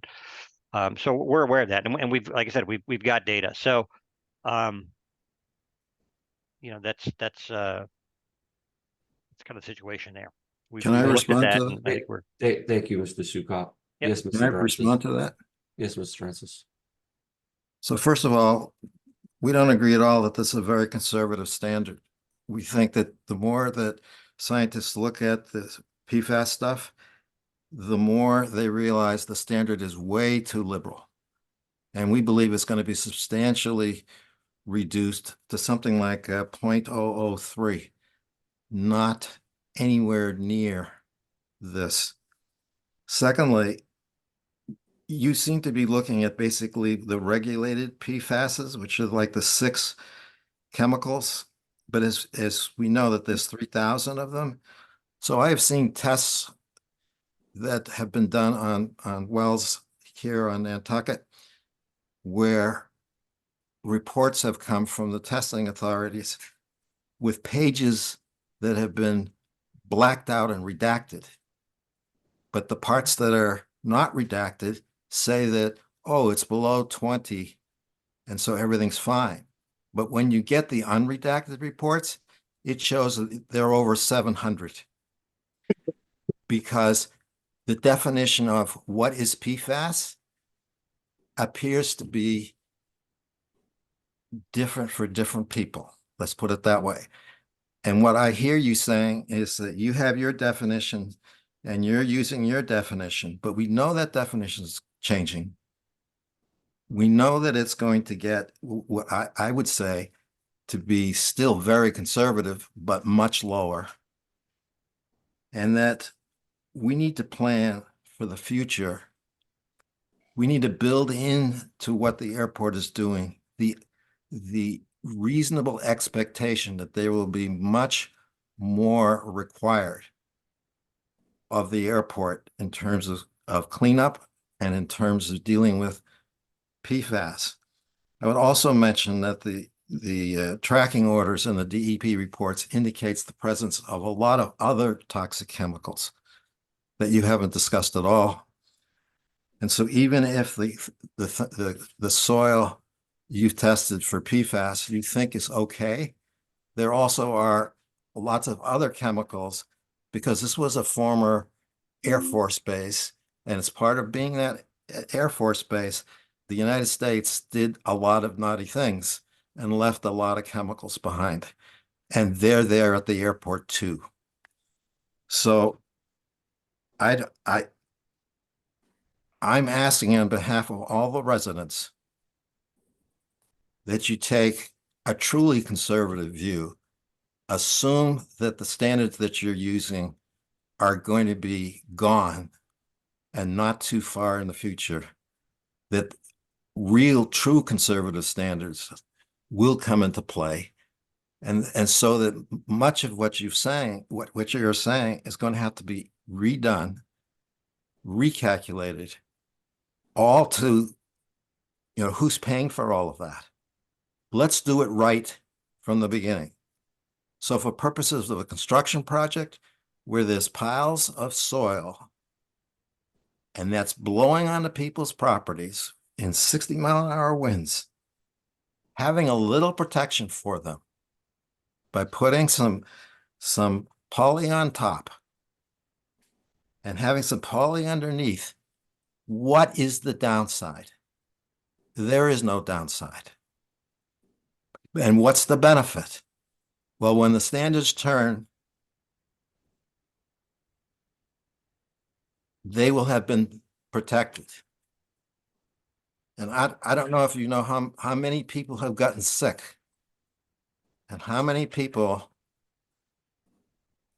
are suffering from being exposed to chemicals that have ruined their lives in this area. And when you have that, when you can see that kind of thing happening, you don't want to take any risks. You don't want to rely on somebody who says, hey, this is what's regulated. Let's just do what's regulated. We need to go way beyond that. So we're asking for much better protection of the residents who are exposed to soils, fumes, equipment, noise, all of these things that are going on as part of this construction project. As I say, we had that list of things. It's the right thing to do. Thank you, Mr. Drancis. We'll certainly take your comments under advisement, and I'll defer them to staff and the consultants. Any other comments on PFAS? Oh, yeah, one other thing, if I could, I forgot to mention. If I could. Mr. Drancis. Could I add one more thing? Yes, Mr. Drancis, go ahead. There was a comment that the airport has no other plans for expansion of this parking lot. But I have a set of minutes prepared by a state agency of a meeting with the airport in which the airport said this was a 5-phase project and this was phase 1, and described at length what the plans were to the Commonwealth of Massachusetts. So when I hear you saying there are no other plans, I hope that's going to be the case going forward, and that's a commitment. Thank you. Just respond to just that point, Mr. Drancis. I think that there were plans early on, and the scope of the project was greatly reduced as part of the planning process to what it is. From I recall seeing some years ago a concept plan that did have that further phased approach. And as part of the working on this project, it was essentially reduced to what's being built. So I'm not aware of or believe that there are any queued up further phases. I would like to just take a moment, to say that I hope the public and everyone could see the level of work that's gone into these studies. And it's not just to check boxes, it's to try to figure this out. Significant funds, significant effort are put into this, and have been, as we are trying to make determinations and gather the data, things like that, the geothermal, well, you know, some of these things are part of the process. And I just want to, you know, again, I think highlight the how expansive that report is. And we've been getting, you know, these reports, you know, quarterly for some years now, with certain interim reports being even more in depth, and we're going to continue to do so. So, commissioners, anything further? Okay, thank you all. I understand it's a, you know, it's a sensitive such situation, and we are working on it. With that, we'll move on to the next agenda item, which is for the crew quarters project. Mr. Carberg. Mr. Gasparo, with your permission, I'd like to allow Mr. Sukov to leave. He's been with us for quite a few hours. Yes, thank you for all of your help, Mr. Sukov, your presentation and your efforts. Thank you all. Good night. Good night. Take care. Okay, for the crew quarters project, the RFP is available on the town website. Proposals are due on the 29th. We held a pre-bid meeting last week on the 4th, and we will hold a second on the 11th to encourage attendance and response. Following our receipt of any bids, we will review quickly to see if any adjustments are needed at our annual town meeting request. For the terminal optimization project, the subconsultant has indicated that they are finishing the Revit model, and we look forward to that being available so we can move forward with the design process. That's running a little late, and we do want to keep pushing on that so we can get to sort of the 10% design program definition document and keep that moving forward given the fiscal year 25 bill ATP funding deadline. So in your packet under finance, I have two items. I'm going to take A and B together.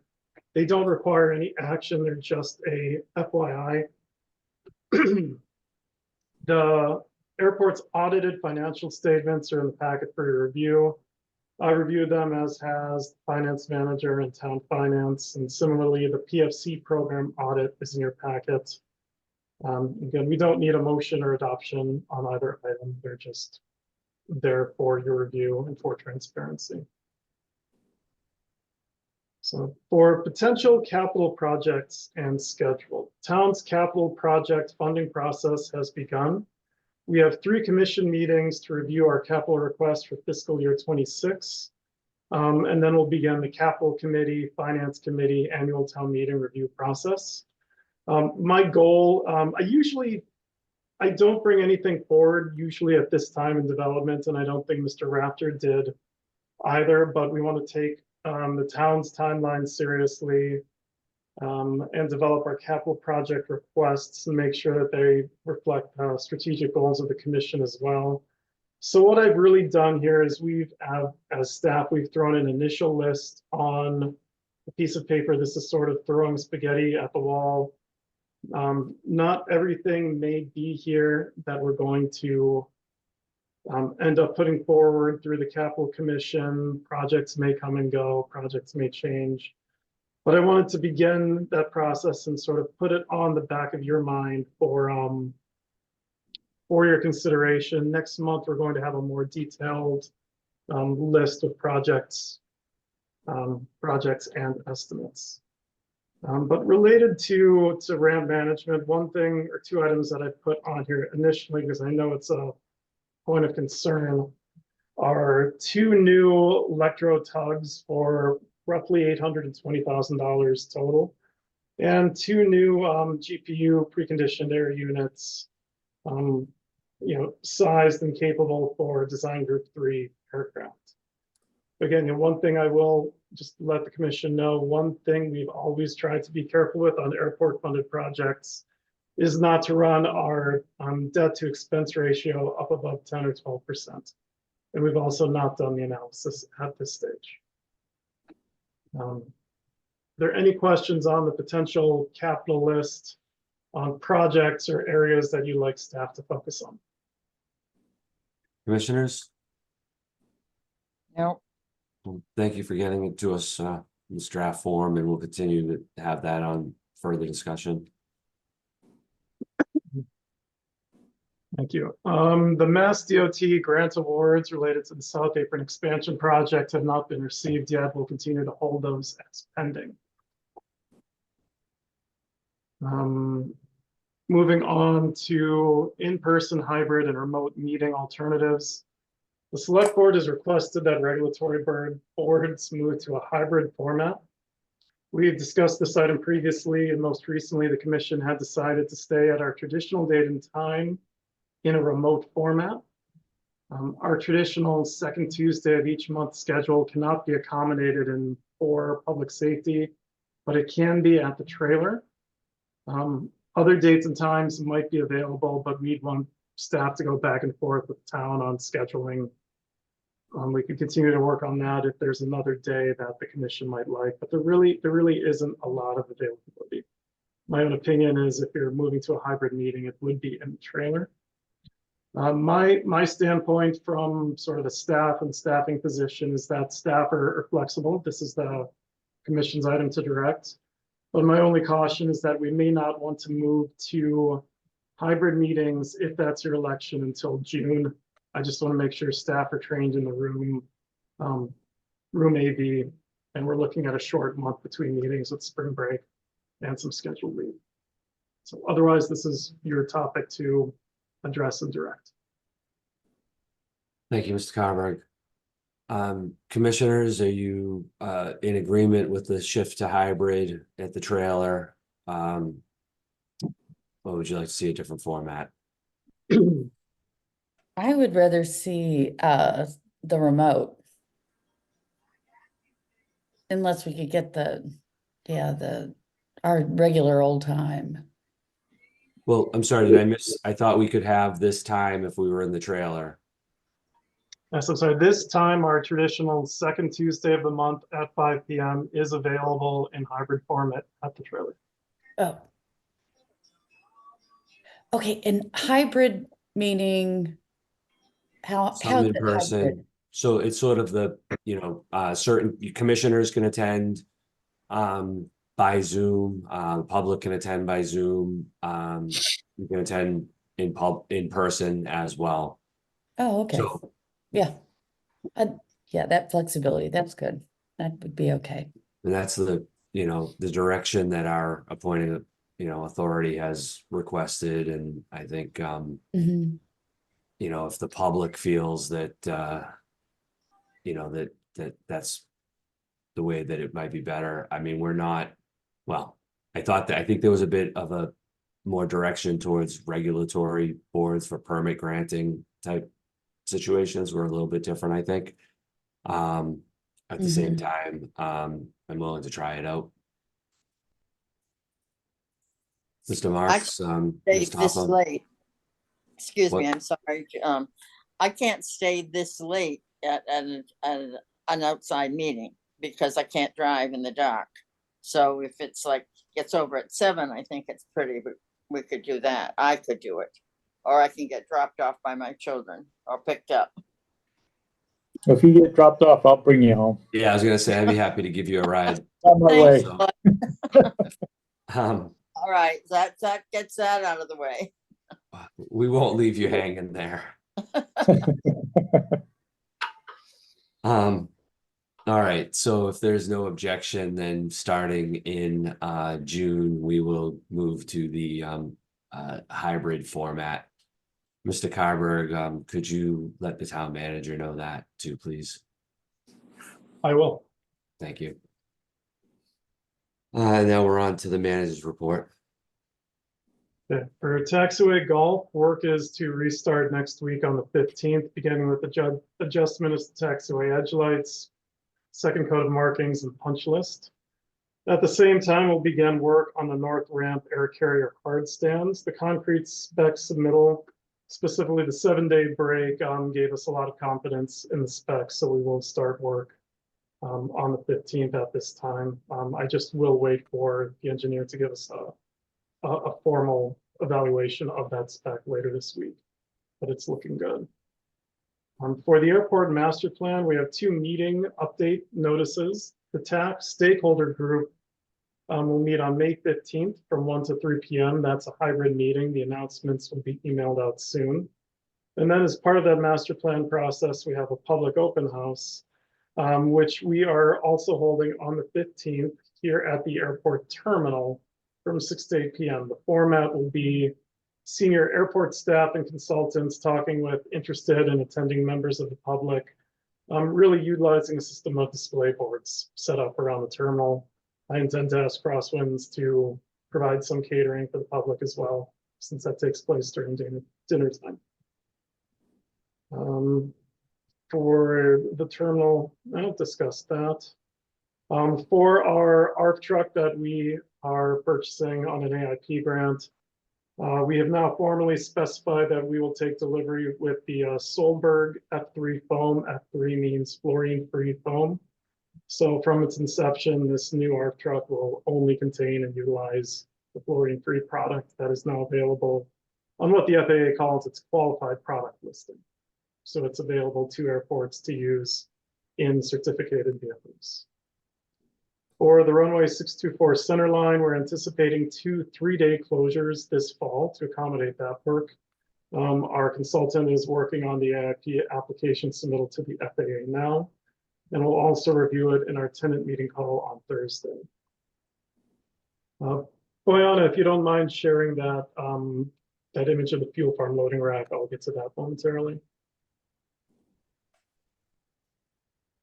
For hangar development, we're reviewing the status of the freight hangar and our current adjacent tenants' interests. I'll report back in May. No update on the fence relocation in the bunker. Our botanist site visit was delayed repeatedly due to weather. So for the fuel farm loading rack, the picture that you're looking at, we experienced a concrete spall right here, but under a load-bearing beam in the fuel farm loading rack. It's the southern or leftmost beam in the photo.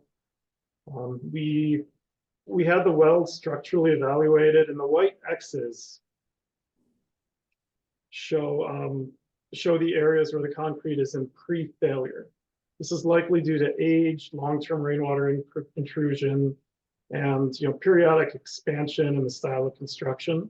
It's safe to use now, but we're monitoring it continually, and we're currently scoping a repair effort. All right, thank you, Boyana. The lightning arresters, Trask Petroleum is to install the fuel farm devices, and then we'll have a local electrician install those items on the gates. For rates and charges, we documented our rates meeting with the airlines. We've since received a single returned lease, which I mentioned previously. On the bid status, we have issued the RFP, or request for proposals, for 33 Bunker Road. This is the area that was formerly short-term used by National Grid for utility storage. The RFP is available to the public. We'd encourage responses. Those responses would be due on May 8th. We received 5 bids for our invitation for bids for brush mowing services. This is under internal review. The IFB or RFP for the 624 centerline rehabilitation is, I believe it's available to the public with a pre-bid meeting on the 17th and bids due on the 23rd. We're going through a quote process for replacement of the geothermal heat pump, and we haven't taken any action yet on the RFP for valet parking. For airport operations, our triennial drill was canceled due to weather on April 3rd and rescheduled for tomorrow, April 10th. Those announcements are out.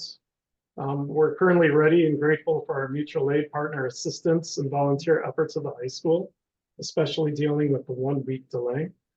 We will be simulating a large-scale incident on the airfield in the morning sometime. I'm not going to tell everyone when yet.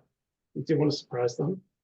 We also have a lot of new staff who are experiencing their first drill, and we look forward to testing them. It's an opportunity to see how they perform under simulated pressure. For our fuel and supply agreement, we received, reviewed, and responded to the term sheet given by World Fuel Services. We're now looking to conclude our first draft agreements, which would then be reviewed by legal and keep that moving forward. Our rates and charges became effective April 1st. We're hosting a tour for the STEAM event later this month. This is a health department initiative that also involves the town, the Boys and Girls Club, and a few other participants. We completed an event at the Boys and Girls Club a couple of months ago, and we'll follow up with a field trip hosting in May. One of the two electrical chargers in the parking lot isn't working. It isn't providing a charge. We're investigating that now. We have a firm on site this week to test and update our security software. We also did lose a couple of cameras in that recent heavy rain, and I believe they'll investigate that. And we also completed annual phone testing using the E1 cards for Airport 3. With your permission, I'd like to waive the reading of the statistics. They're not that interesting. It's February and March, and it's a slow month. Yes, thank you. And then for our personnel report, I wanted to welcome Addison Falconer into his new role as operations supervisor. He interviewed very well for the position, and we're promoting him from line service to the operations supervisor. And we will now work to backfill that position. Roxanne Bailey is back early for her seasonal FBO role. We will also have Chrissy Clark, a seasonal in the FBO starting on the 22nd. And then, regrettably, I wanted to announce the resignation of Preston Planzer, but it's a mixed event. I understand he's going back to school. I appreciate the time he's put in with us, and we all wish him well on his next step. And that concludes my manager's report. Thank you. Anybody have any questions on Mr. Carberg's report? Hearing none. Commissioners, any comments?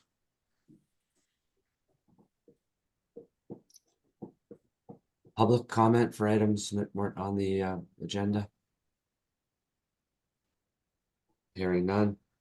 I would entertain a motion to go into executive session per general law, chapter 30A, section 21A, to review the executive session minutes enumerated on the agenda for review and possible release, and to discuss strategy with respect to litigation regarding Walsh, where the chair has determined an open session may have a detrimental effect on the litigating position of the Airport Commission, not to return to open session. Is there such a motion?